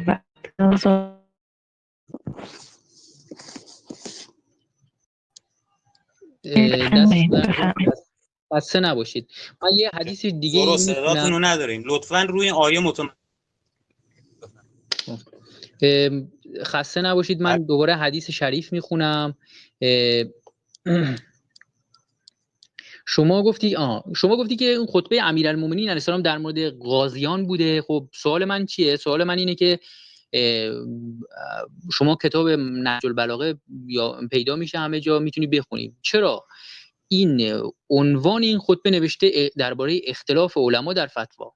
خب اگه در مورد غازیا بوده، درسته کلمه غازی آمده در حدیث، ولی واضحه که منظور غازی نیست. واضحه. منظور علما هستش. بعد من یه حدیث، شما لیتفقهوا آیه نفر رو خوندی، آیه نفر رو من الان ترجمهش رو برای شما میارم، نگاه کنید. اینجا نوشته که نباید مؤمنان همگی بیرون روند، پس چرا از هر طایفه جمعی برای جنگ و گروهی نظر رسول صلی الله علیه و آله و سلم برای آموختن علم دین مهیا نباشند. این تفقه منظور چیه؟ من در تفسیر آیه اولوالامر آوردم حدیث اهل بیت علیهم السلام که صاحب فقه و علم اهل بیت علیهم السلام هستند. خب اینجا این شخصی که میره پیش پیامبر صلی الله علیه و آله و سلم تفقه میکنه، به نظر شما چیزی جز اخذ حدیث هست؟ خب حدیث رو میگیره از امام معصوم علیه السلام دیگه. من یک حدیث شریف دیگه رو میخونم.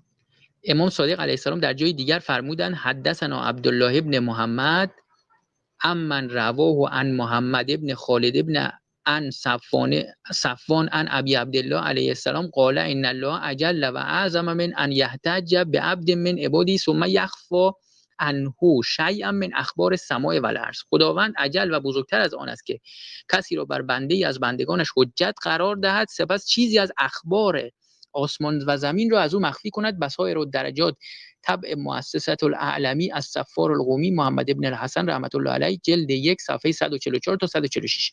باب ما لا یحجب عن الائمه علم السماء و اخباری و علم الارض و غیر ذلک. خب اینجا شما بفرما حجت رو در این حدیث منحصر کرده به کلام کسی که حجت رو به کسی منحصر کرده که اخبار آسمان و زمین رو بدونه. خب چطور مرجع میگه کلام من حجیت داره؟ چطور کلام مرجع حجیت داره؟ شما میگی ایشون حدیثش چی مرجع یا مجتهد کلامش برگرفته از قرآن کریم و کلام اهل بیت علیهم السلام. شما میتونی به من یک فرصت بدی؟ شما این ادعاات دیگه، من یک دو مورد یا سه مورد از کلام مراجع رو بیارم که ضد واضح اهل بیت علیهم السلام. بعد شما گفتی در اصول دین ما تقلید نمی‌کنیم. خب چون شما اینو گفتی من مجبورم جواب بدم، شاید خروج از بحث حساب کنی، مجبورم جواب بدم. گفتی در اصول دین ما تقلید نمی‌کنیم. خب شما به من بگو آقای خمینی که آمد وحدت وجود رو بیان کرد، خب وحدت وجود ضد توحید نیست؟ این اصول دینی دیگه. خب آیا اونایی که حرفش رو قبول کردن تقلید نکردن؟ واژه تقلید به کار نمیره ولی تقلید دیگه نیست. شما اینو به من جواب بده، آیا وحدت وجود با این همه آیات و روایات صریح اهل بیت علیهم السلام میخونه؟ آقای خمینی و وحدت وجود. آقای خمینی در کتاب مصباح الهدایه می نویسد و شیخ بزرگ محی الدین ابن عربی گوید که عالم همواره در غیب است و هرگز ظاهر نشده است. بله؟ زمان شما به من فرصت بدین من این کلامو بخونم. زیاد طول نمیشه، 30 ثانیه. و حق تعالی همیشه ببینید و شیخ بزرگ محی الدین ابن عربی گوید که عالم همواره در غیب است و هرگز ظاهر نشده است و حق تعالی همیشه ظاهر است و هرگز غایب نشده است. پایان سخن محی الدین. این کلام آقای خمینیه. پس آنچه در دار تحقق و وجود و در محفل غیب و شهود است، چه در ظاهر و چه در باطن و چه در اول و چه در آخر، هر چه هست همه حق است و به جز او همه بافته وهم و ساخته دست خیال است. مصباح الهدایه الی الخلافه و الولایه آقای خمینی، ترجمه سید احمد فهری، صفحه 146 و 147. خب وحدت وجود همه خدایی پانتئیسم که همه چیز رو خدا میدونه و ضد توحید یا یک خدایی یا لا اله الا الله هستش. آقای خمینی این در اصول دیگه، اونایی که خوندن و قبول کردن حتی با تفکر خودشون، درست واژه تقلید به کار نمیره. آیا این گمراهی انجام شد یا نشد؟ در اصل تقلید انجام شد یا نشد؟ در اصول بوده یا نه؟ جواب منو بدین. بسیار خوب. یک صحبت کردیم جای آقای دستشون رو بالا گرفتن اینقدر عصبی پس قرآن چی؟ جناب اجازه بیک باشه شاید صدای شما خانم اصلا خوب نمیاد.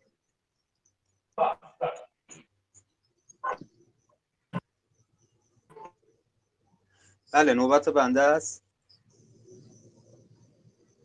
بله جناب خادم عزیز، نوبت شما فقط رسیدن دو تا مطلب. یکی اینکه این آقایی دستشون رو گرفتن، انشالله بعد از بحث در خدمتتون هستیم جناب، تشریف به شما زمان میدیم. مورد دوم جناب خادم عزیز، فکر می‌کنین چقدر زمان بحث طول میکشه؟ یه تایمی بذارین مگه ممکن؟ حالا نظر بنده بحث داره به هاش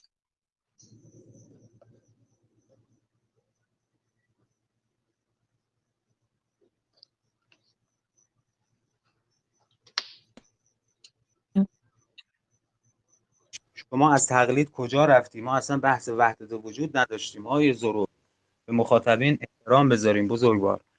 اونم بخوای جداگانه وارد بحث میشیم، واهمه‌ای هم نداریم.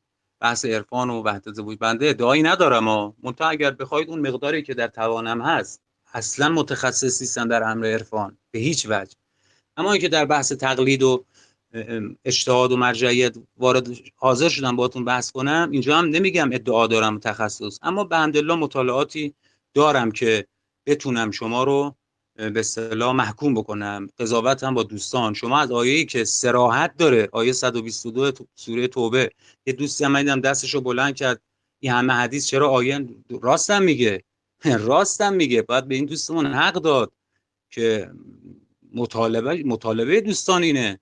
شما 10 تا حدیث خوندی دریغ از این که یه آیه ما ببینیم ازت جز آیه اول الامر از حق نگذریم. ما نمیگیم حدیث رو رد بکنیم، خیر، اما بنده وقتی آیه صریح دارم برای شما میارم، شما این رو رها میکنی میری سراغ حدیث. شما میگی این آیه داره میگه برخیتون، این منظورش همون روایت. عجب، یعنی پیامبر مکرم، یعنی آیه میگه برخی از شما روایت رو بشنوید، برخی دیگه حق ندارن؟ خنده‌دار نیست این استدلال شما جناب زورو؟ نه خیر، ورای این حرفا امر تخصصیه که میفرماید برخی از شما. پیداست که همه توانایی این امر رو ندارن. چرا میخواید ماسمالی کنید قضیه رو دوست عزیز؟ شما میگید آیه منظورش حدیثه، حدیث گوش بدن از پیامبر. چرا آیه میگه برخیتون؟ حدیث رو که همه توصیه کرده، خدای متعال امر کرده که اصلا از کلام پیغمبر اکرم رو باید گوش بدید، سخنان حضرت رو گوش بدید. این رو که همه باید گوش بدن و اختصاص به یک فرد خاصی نداره بزرگوار.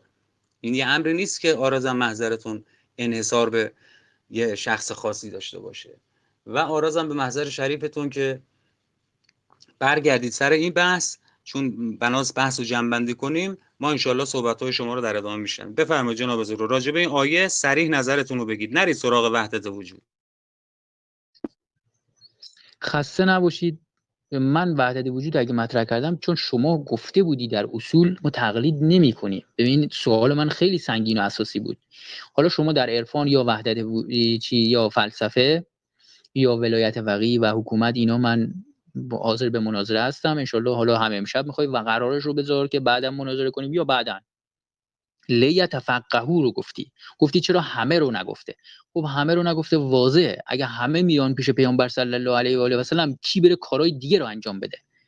ها، همه بیان در حضور پیامبر صلی الله علیه و آله و سلم که بخوان تفقه کنن، علم کسب کنن، کی بره کارهای دیگه رو انجام بده؟ بعد امکانش هست؟ امکانش هم نیست که یک شخصی به اسم پیامبر صلی الله علیه و آله و سلم این همه انسان بیان در حضورش. حساب کنین اون موقع حالا جمعیت کمتر بود ولی 6 میلیون فکر کنم اون موقع بودن دیگه تو مدینه، حالا هرچی اگه اشتباه نکنم این عدد رو. خب همه اونا که نمیتونستن به حضور پیامبر صلی الله علیه و آله و سلم برسن.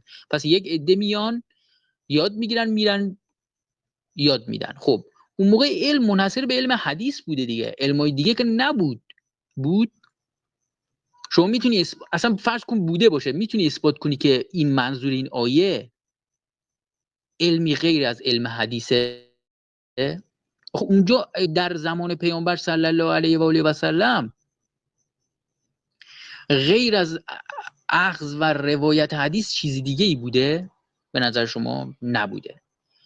این اصول رو گفتی، خب جواب منو در اصول ندادی. من کلامی از آقای خمینی اومدم که آوردم که به وحدت وجود یا همه خدایی اعتقاد داشت. حرف من خروج از بحث نیست. شما گفتی در اصول تقلید نمیشه. خب آقای جوادی آمولی، آقای حسنزاده آمولی، صمدی آمولی، اینا تصریح دارن به وحدت وجود. خب وحدت وجود در اصول دین نیست، ضد توحید دیگه. شما میگی لا اله الا الله، کلمه شاعر، ولی در وحدت وجود میگی چی؟ آقای خمینی میگه که هر چه هست همه حق است و به جز او همه بافته وهم و ساخته دست خیال است. خب یعنی میگه لیس فی الدار غیره دیار، کلمه آقای خمینی دیگه، یعنی در دار وجود احدی جز خداوند متعال وجود نداره. شما توهمی، من توهمم؟ شما به من جواب بده. اونایی که حرف آقای خمینی رو گوش کردن، همه اونایی که حرف آقای خمینی رو گوش کردن، همه اونها قبلا که وحدت وجودی نبودن، که بعضیشون حرف آقای خمینی رو گوش کردن وحدت وجودی شدن. همهشون که با تفکرشون نشدن، که خیلی گفتن آقا این ریش داره، مثلا مرجع است، آدم بزرگیه، مثلا مرجع تقلید و آدمی است انقلاب کرد، پس ما حرفش رو قبول میکنیم. اصلا با تفکر خودشون هم قبول کرده باشن فرض. سوال من چیه؟ آیا این تقلید نیست؟ کلمه تقلید به کار نرفته، قبول. شما بسیار خوب، اجازه بدین. اجازه بدین. برادر عزیز برگرد. چه تشریف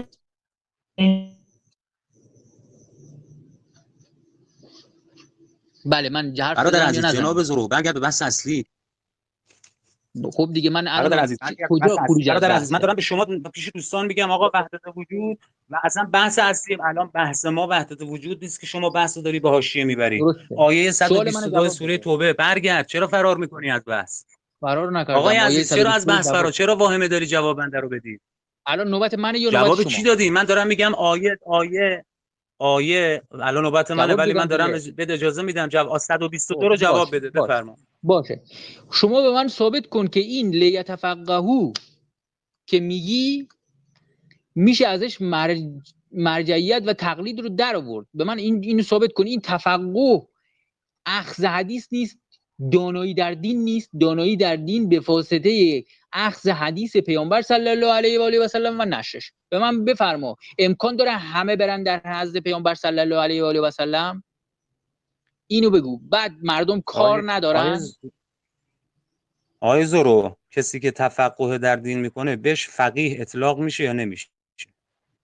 ببینین کلمه داریم تو با اصطلاح معنی کلمه رو در زمانهای مختلف در نظر کلمه بگیر. اون عاطفی موقع است دیگه. خب شما فقیر و فقیه مصطلح میدونی؟ آیه داره میگه تفقه. خب آیه زورو، آیه داره میگه فقیر و فقیه مصطلح میدونی؟ فقهو فی الدین، برید تفقه. خب آقا تفقه فقاهت یعنی در دین رو شما برا من تعریف کن، ولش کن وحدت وجودو چه کار داری؟ فقاهت در دین رو برا من تعریف کن، بفرما. فقاهت در دین، تفقه در دین یعنی چی؟ یعنی اینکه علم یاد بگیره انسان و دانا بشه. ببینین پیامبر صلی الله علیه و آله و سلم یه حدیث شریفی آورد هستش ازش. دوست داشتم تازیانه هایی بر روی جوانان امتم یا امتم بود تا در دین، تا در علم تفقه می‌کردند. در علم تفقه می‌کردند. خب شما میتونی از این در بیاری که این فقهی که میگن، اون تفقهی که میگن، این فقه رایجی که الان هست یا اخذ حدیث بوده؟ علم اونجا در زمان اهل بیت علیهم السلام علم به این معنا علم پزشکی بوده؟ علم به این معنا علم مهندسی بوده؟ علم به این معنا مثلا اون موقع علم انساب و من قبول فکر کنم بوده، علم انساب، علم نحو عربی بوده، فکر کنم بوده، ولی دیگه علم پزشکی به این صورت نبوده. علم اینجور شاخه شاخه نشده باشه، فقط علم حدیث بوده. شما چجوری میخوای از این تفقه در بیاری که مثلا چی رو میخوای در بیاری؟ فقه رایج الان رو، این فقهی که ما داریم میخونیم بیان حدیث نیست. خب آقای زورو عزیز برادر، خب دارم گوش میکنم. برادر آقای زورو، آیه میگه نمیگه لیتفقهوا فی البرق، نمیدونم هستی، نمیدونم فدین، لیتفقهوا فدین. آیه داره بیان صریح داره. بعد دوستان خودتون بفرمایید، زحمت بکشید لغتنامه ببینید معنای فقیه رو. متخصص، کسی که عالم به امور دین باشه، قادر باشه احکام دین رو استنباط بکنه. خود دوستان برید فقیه رو معناش رو پیدا کنید. دوستان برید معنای فقیه رو ببینید. خب الان ببین حاجی، ببین گوش فقط کن. راجع به همین بحث فقاهت در دینه. حرف منو گوش میکنی؟ بفرمایید. من الان در بفرمایید. دیکشنری بله گوش آبادی میدم. گوش کن. ببین من در دیکشنری آبادی زدم، خب تو اینترنت گوگل لیتفقهوا رو زدم، بعد دیکشنری رو فارسی عربی کردم، نوشته فهمیدن. خب الان باز معنای فقه رو هم میزنم، معنای فقه. احسن، فهمیدن. فهم خب عمیق میشه فقیه. فهم عمیق دین. خب فهم عمیق دین اصلا حرفم همینه. فقیه کسیه که خب فقیه کسیه که فهم دقیق داره نسبت به دین. یعنی من با اون تفاوت دارم نسبت به درک نسبت به مفاهیم دینی و آموزه‌های دینی. خب من با اون یه تفاوت دارم. من به اندازه آیت الله جوادی آملی فهم نسبت به دین ندارم، چون اون زحمت کشیده، تلاش کرده، اکتسابی به اونجا رسیده. و من جایی که بلد نیستم میرم از ایشون مراجعه میکنم. یعنی شما میگی که عقلیه، یه چیز عقلیه. شما میگی که آقای جوادی آمولی یا ایکس یا ایگرگ از ما بیشتر میفهمه؟ نه ابتدا به ساکن، اکتسابیه. کسب کرده. بله الان آقای جوادی آمولی از من شاید شما ادعا کنی بیشتر از ایشون میفهمی، ولی من نه. من اعتراف میکنم آقای جوادی آمولی هم من بیشتر هم قرآن رو فهمیده هم روایت. خب سوال من چیه؟ سوال من اینه که عقل به من میگه که عقل آقای زورو به من اصلا عقلیه. عقل به من میگه که وقتی مسئله شرعی رو نمیدونم برم از امثال ایشون. بفرمایید سوال کنید. خب سوال من چیه؟ آقای جوادی آمولی شما گفتی حدیث رو میفهمه، شما نمیفهمی؟ حدیث رو نمیفهمی؟ آقای زورو بنده زنده ام، حرفامو چیز نکنید. من عرض کردم فهم ایشون نسبت به من عمیق‌تر و دقیق‌تره. من نگفتم من اصلا حدیث رو نمیفهمم. چرا حرف دهنم میذاری؟ ایشون فهمش نسبت به آیات و احادیث از من دقیق‌تر و عمیق‌تره. مثل اینه که شما بگی پروفسور حسابی و با یه جراح ساده یکی حساب بکنی. پروفسور سمیعی و شما میتونی با همه جراحای مغز یکسان حساب بکنی؟ طبعا نمیتونی، چون ایشون عمیق‌تره تو کارش، تخصصش بیشتره، مهارتش بیشتره. سوال من اینه که شما حدیث رو میفهمی؟ یعنی شما گفتی حدیث رو بنده به میفهمی، اندازه خودم میفهمم. اما اجازه بده سوال کردی جواب بدم دیگه. اجازه بده سوال. بنده حدیث رو میفهمم، اما اونقدری که بتونم از حدیث و آیه احکام رو استنباط کنم خیر نمیفهمم. باید تلاش کنم. معناش این نیست که بعداً نمیتونم و تلاش کنم مدارج فقهی رو طی بکنم، مدارج علمی حوزوی رو طی بکنم، چه بسا منم به اون فقاهت بتونم. بنبستی وجود نداره. شما هم میتونی، دوستانم میتونن به اون درجه برسن. یعنی استنباط رو شما نمیتونی انجام بدی. استنباط رو شما نمیتونی انجام بدی. خب حالا من یه سوال چند دقیقه پیش پرسیدم. آقای زورو اجازه بدی، شما که ادعا میکنی مراجع نمیخوایم، من یه سوال چند دقیقه پیش پرسیدم. الان دختر خانومی که چند سال زحمت کشیده رفته یکی از کشورهای اروپایی بورسیه گرفته، اونجا میگن که آقا شما بدون حجاب حق نداری وارد بشی. این چه کار کنه؟ قید این چند سال زحمتشو بزنه یا قید حجابشو؟ شما بفرمایید که میگید مجتهد واجب لازم نیست. شما جواب این سوالو بدید. خب شما مطمئنی که این ببینین آقا سوال دیگه، دختر خانومی سالها زحمت کشیده، اجازه بدید بورسیه گرفته، مثلا کشور ایتالیا، انگلیس، فرانسه، رسیده تا در دانشگاه، ثبت نامش هم انجام داده، مخصوصا فرانسه که خیلی رو حجاب چیزن. حالا سالها زحمت کشیده و این تخصصش هم بعداً به درد جامعه و کشور میخوره، به درد مسلمین میخوره. اینم در نظر داشته باش. احکام خیلی شاخه ها داره برادر من، و علما و مراجع شاخه ها رو میبینن بعد حکم میدن بر اساس آیات و روایات. حالا شما جواب بدید. شما که میگید ما مجتهد نیاز نداریم، بسم الله سلمنا، ما هم قبول میکنیم حرف تو. جواب بده الان این دختر خانم چه بکنه؟ قید دانشگاه رو بزنه یا حجاب؟ شما سکوت میکنی که من جواب بدم؟ بله من سکوت کردم. بفرمایید. موقع جواب من ساکت باش تا زمانی که من از تو سوال کنم. ببینین بله ببینین شما سوال کردی، گفتی حرفت احکام مستحدثه است، یعنی یه چیزای جدیدی به وجود میاد که حکمش در حوادث نیست. مثلا فرض کن کار با بیت کوین. مثلا ببینی که آقا این چیز جدیدی که آمده حکمش چیه.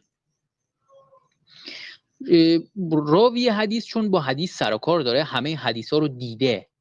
خب من هواپیما بلد نیستم سوار بشم، خلبان نیستم. چرا؟ چون توی هواپیما یکی دو بار بیشتر ننشستم، که یکی اصلا ننشسته، اصلا نمیدونم جای موتورش کجاست. به من بگن آقا تو مثلا نمیتونی هواپیما رو برونی، خب یک چیز عادیه. چرا؟ چون کار من این نبود. راوی حدیث کارش حدیثه، یک عمر حدیث خونده، تمام احادیث رو میدونه. ما اصلا نمیدونیم، خیلی از حدیثا رو نمیدونیم. بهارالانوار شریف 110 جلده، بالای 110 جلده. خب 3 تا کتاب علامه مجلسی 150 جلده، 150 جلد. 2 تا کتاب دیگه داره غیر از بهارالانوار که جمع این 2 تا کتاب تعداد جلداشون میشه 40 جلد، با اون 110 جلد میشه 150 جلد. خب ما حتی تعدادشون هم خیلی های ما نمیدونیم، نرفتیم ببینیم. یا مثلا بصائر و درجات، غیبت شیخ نعمانی، مثلا خیلی از کتاب اسمش رو شاید حتی نشنیده باشیم. خب چطور ما میتونیم؟ ما فقط ایراد میگیریم آقا چرا این حدیث نیومده. ببین شما صحبت کردیم یه لحظه اجازه خب داری کشش میدی برادر. من یه سوال ازت کردم، شما تا یک ساعت داری میگی. اجازه بده، 1 ساعت داری میگی من از روایت میفهمم. من یه سوال کردم جواب بده. چرا داری اسامی کتب برا من میاری؟ یه سوال ازت کردم، شما که ادعا کردی روایت رو میفهمی. مگه خارج نشدم از بحث؟ گفتم ما راوی حدیث نیستیم. چرا اسامی کتب برای چی برا من میاری؟ من یه سوال ازت کردم، آقا شما که ادعا میکنی روایت رو میفهمی، میدم دیگه. به مجتهد نیاز نداری. الان موندی توش، جواب نداری بدی. خب بذار من جواب بمونم، نداری بدی. فرصت بده، بذار بمونم توش 2 دقیقه به من فرصت بده. ببینید شما گفتی که این احکام مستحدثه رو چجوری در میاره. یک سری احکام کلی ما داریم، مثلا چی؟ هر چیزی که برای ما نهی نکردیم حلاله، هر چیزی که ما نهی نکردیم حلاله. این حکم چند تا حکم کلی دیگه رو میذاره کنار هم. اون مرجع چی؟ راوی حدیث مرجع نه، راوی حدیث از روی این حکمو در میاره. مثلا شما میری حکم لقاء مصنوعی رو میپرسی، من اینو میدونم میگم اونی که شما گفتی که تحصیل دختر در خارج، و من راوی حدیث نیستم که به جواب بدم. خب من دارم میگم که چجوری بیان میکنه، چجوری در میاره رو میگم. ببینید مثلا لقاء مصنوعی رو که یک زن و یک مرد رو نطفه شون رو در بیرون دکتر با هم ارتباط میده و بچه به دنیا میاد. خب من حالا شاید درست نباشه مثلا بیشتر بیان کنم، خودم هم خیلی وارد نیستم. خب اینجا راوی حدیث میاد میگه که چی؟ اگه نامحرم دیده بخواد بشه، خب مثلا به فرض میگه اینجا حرامه. خب منظورم اینه که اون راوی حدیث از روی احکام کلی اون حکم رو در میاره، خودش وارده.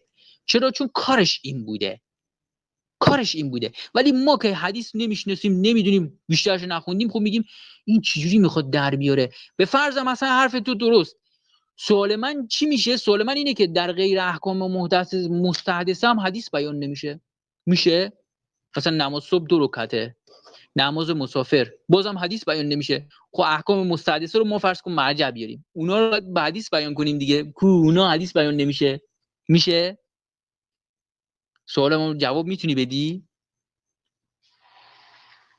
منصبی به اسم تقلید در احادیثی که من دادم، احادیث من وجود داشت که رد تقلید.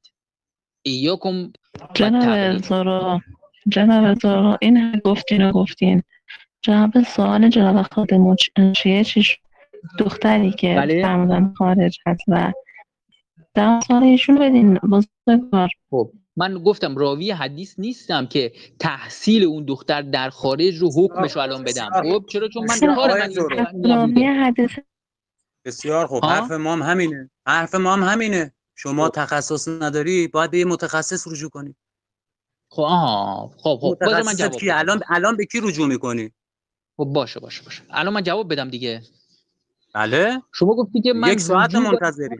خب من باید رجوع بکنم به متخصص، من جاهلم باید به عالم رجوع کنم. خب من تعریف آقای حکیم رو دادم دیگه، گفتم که تقلید یعنی اخذ قول مفتی بدون مطالبه دلیل. شما میتونی این حرف رو قبول نکنی؟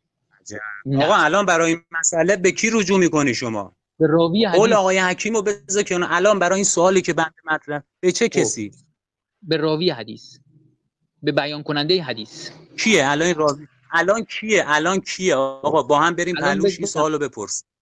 الان بهت میگم یک رساله حدیثی دو تا رساله حدیثی PDF در اومده که کجا در یکی اومده؟ از در اومده در چی هست، در فضای مجازی هست. من بر خودم گرفتم، یکیشونو بر خودم گرفتم، یکی 3 جلدیه. ما این رساله داریم، چطور به رساله های ما ایراد میگیری؟ رساله شما رو من قبول ندارم. خب صبر کن، من به جوابت میدم. باشه، رساله من قبول ندارم. من بذار جوابم تموم بکنم که این رساله چی هست. ببین این رساله حدیثیه. یعنی چی؟ یعنی یکی از این رساله رو شخصی به اسم محمد منتظر نوشته، ان شاءالله که راضی باشه من اسمشو بگم. بعد چون انتشار داده فکر نکنم ناراضی باشه.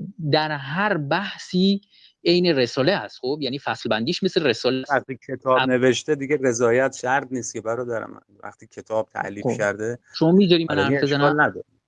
بله اینو رو حرف بنویس آخر بزنید، ببین حرف بزنید، این ولی خب جواب ما رو بدید. دارم جواب میدم دیگه.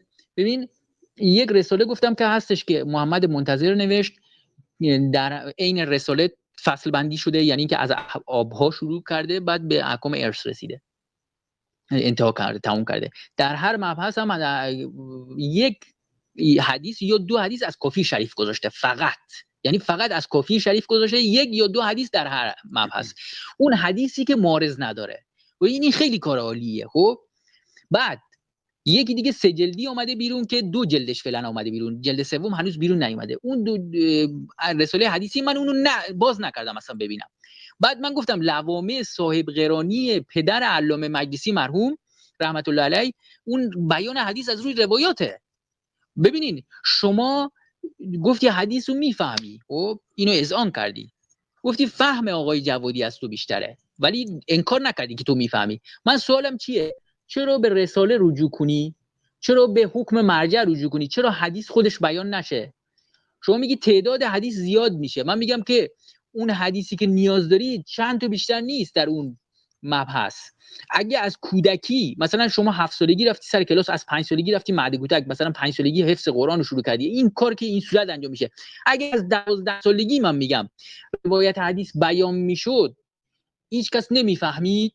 یعنی مثل همین که ما مثلا ریاضی رو یاد میگیریم، چه میدونم فارسی رو یاد میگیریم، عربی رو یاد میگیریم، روایت حدیث بیان نمیشه. کار متروک 500 سال مرجعیت درآمد، 450 سال. تو میتونی این انکار کنی؟ در زمان شیخ مفید مرجعیت بود رحمت الله علیه، در زمان شیخ صدوق رحمت الله علیه مرجعیت و اجتهاد تقلید بود. آقای زورو، شیخ مفید فتوا میداد برادر عزیز، چرا از خود 1000 سال پیش فتوا میداده مردم عمل میکردن؟ چی میگه خب مرجعیت من 400 جوابتو ساله؟ بدم، شما که حرف وهابیت رو جوابتو داری بدم. میزنی برادر من. شیخ مفید کرسی فتوا داشته. خب اون جواب قضیه بدم. معروفه. جناب زورو خب صحبت کردی دیگه برادر من، 5 دقیقه است داری، خب اجازه بده باشه منم 2 دقیقه حرف بزنم. شیخ مفید اون قضیه معروفه که یک من خدای اومد گفت خانمش فوت کرده، بچه طفلش در رحمشه، که بعد گفت برید دفن کنید، و بعد فردی آمد و از طرف امام زمان ارواحنا فدا که این حکم رو به اصطلاح تصحیح کرد و فتوا، که بعد در خانه‌شو بست و حضرت امام از پیغام داد که شما بیان کنید احکام برای مردم، ما خودمون دستتون رو میگیریم اون جایی که بموش. برادر عزیز معروف فتاوای مرحوم شیخ مفید، معروف شیخ صدوق. کجایی برادر من؟ کجا سیر میکن؟ بعد دوستان بعد 2 ساعت ما متوجه شدیم آقای زورو مقلد جناب منتظر هست، تازه میگه ببینم راضی اسم که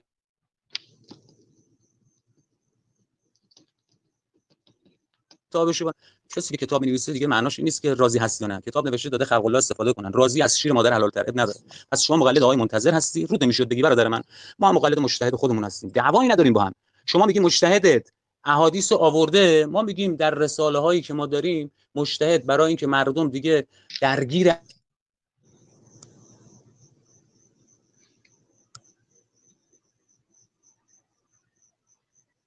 احادیث روایات مسئله لقمه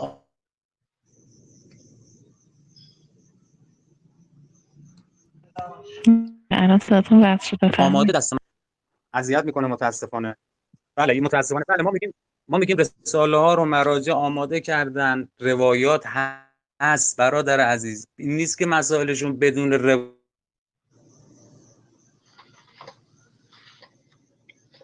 روایات گفته باشن.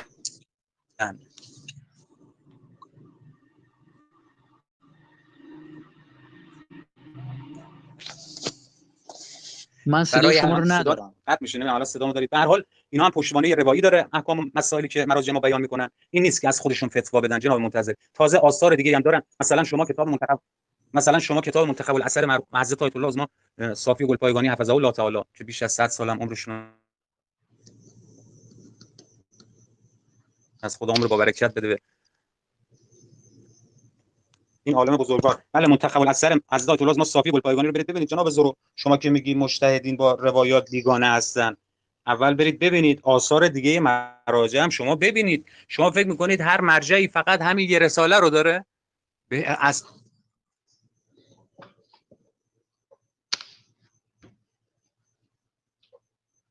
اشتباه این فرضیه شما، این برداشت شما. مراجع آثار متعددی دارن. ضمن که عرض کردم،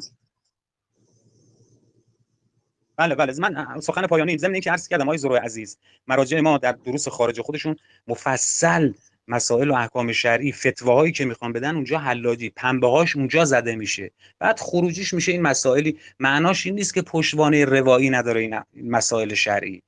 باز تکرار میکنم، مراجع اجازه ندارن از خودشون فتوا بدن، آیات و احادیث رو استنباط میکنن. این میشه معنای فقاهت. در خدمتیم. خسته نباشید، دست شما درد نکنه. شما داستان شیخ مفید رحمت الله علیه رو در مورد اون طفل در رحم گفتین.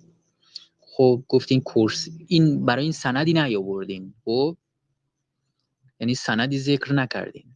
خب بعد دیدن حالا دیگه چون سند نیاوردین نمیشه که مثلا من قبول کنم حرف شما رو. خب بعد گفتین شیخ مفید رحمت الله علیه کرسی فتوا داشت و فتوا بیان میکرد. ببینین من منکر این کلام نیستم که شما الان یک نفر بری بگی که آقا نماز صبح چند رکعته، اون بدون بیان حدیث بگه 2 رکعته و بر طبق حدیث بیان کنه، مضمون حدیث رو بیان کرده.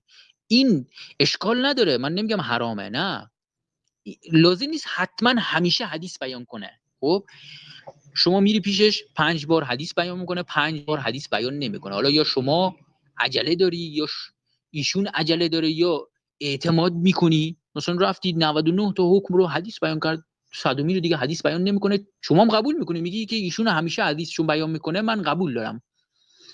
خب من اینجوری رو قبول دارم. خب مثلا میری پیش یک نفر، این فتوا بر اساس حدیث میده، یعنی همون حدیث رو به یک زبان دیگه بیان میکنه. خب این حرام نیست.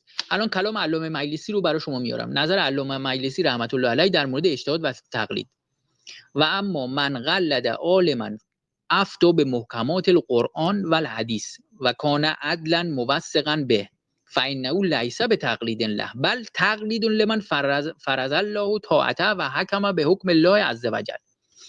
اگر کسی از نظر عالمی که طبق محکمات قرآن کریم و حدیث فتوا میدهد و عادل و موثق است تقلید کند، پس در حقیقت او از شخص تقلید نمی کند، بلکه از کسی که خداوند متعال طاعتش را واجب گردانیده و طبق حکم خداوند متعال حکم میدهد تقلید میکند. مرآت العقول فی شرح اخبار آل رسول صلی الله علیه و آله و سلم، نویسنده علامه مجلسی، جلد 1 صفحه 183. ببینین علامه مجلسی اینجا میگه که شما بری پیش یک شخصی که راوی حدیث باشه و بر اساس محکمات قرآن و احادیث حکم بده، شما از این شخص تقلید نکردید، از معصومین، از ثقلین تقلید کردی. شما میگی که من از جناب منتظر تقلید کردم. من متاسفانه تنبلیم شد این رساله رو نخوندم، جز 1-2 حکمو نگاه کردم فقط. متاسفانه کاش میخوندم.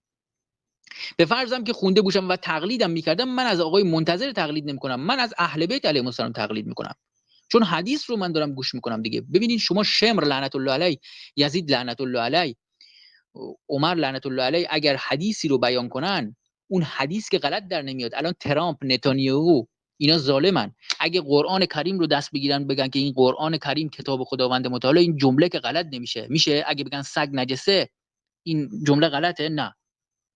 اگه حدیثی رو هم بخونن، اون حدیث درسته واجب الاطاعت است، درسته اون شخص خودش ظالمه. شما منتخب الاثر رو بیان کردی، گفتی آقای صافی روایت هم خونده، ما که نگفتیم روایت نخونده، که ما میگیم که این رساله بیان حدیث نیست، چون حتی به احترام اهل بیت علیهم السلام داخل یک پرانتز نوشته نیست مسائل شیعه جلد فلان صفحه فلان یک ارجاع حدیثی نداره.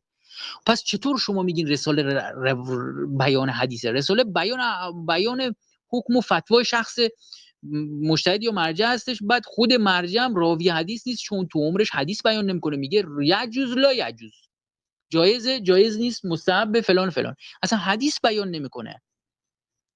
خب بعد گفتی که پشتوانه روایی داره این احکام. من نمونهشو الان شد دیرم بشه مثلا بگم برات که اونی که پشتوانه روایی نداره، تمام روایت‌ها ضد اون حکمه، بیارم.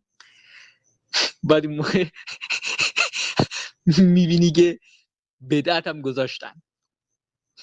بفرما. جناب بخش کم صداتون باشه. واضح نیست. جناب صداتون متن واضح شما نیست. خیلی داره به حاشیه میره جناب. چی حاشیه‌ای رفتم به حاشیه میره، حالا دیگه نمیدونم. ببین دیگه اصلا بحث اصلی شما تموم نه دیگه، من چه کامل حاشیه‌ای گذاشتین. اجازه بدین جناب خودموشیه. الان صلاح میدونین حالا یه دوست دیگه همون تو نوبت هستش بیان بالا. بله ببینید بزرگوار، منم یه دقیقه اینو عرض بکنم دیگه، دوستان خودشون قضاوت کنن. من از باب مثال اینو از برای شیخ مفید دیگه معروفه دیگه، ایشون فتواهایی میدادن، مردم سوال میکردن، رجوع میکردن به شیخ مفید، شیخ صدوق. خود بفرمایید که جناب عبدالعظیم حسنی که در ری تشریف داشتند و زمان معاصره با امام هادی و امام عسکری علیهم السلام بودند، اصلا فلسفه وجودی جناب عبدالعظیم حسنی بود که فتوا میداد در ری و مردم عمل میکردن به این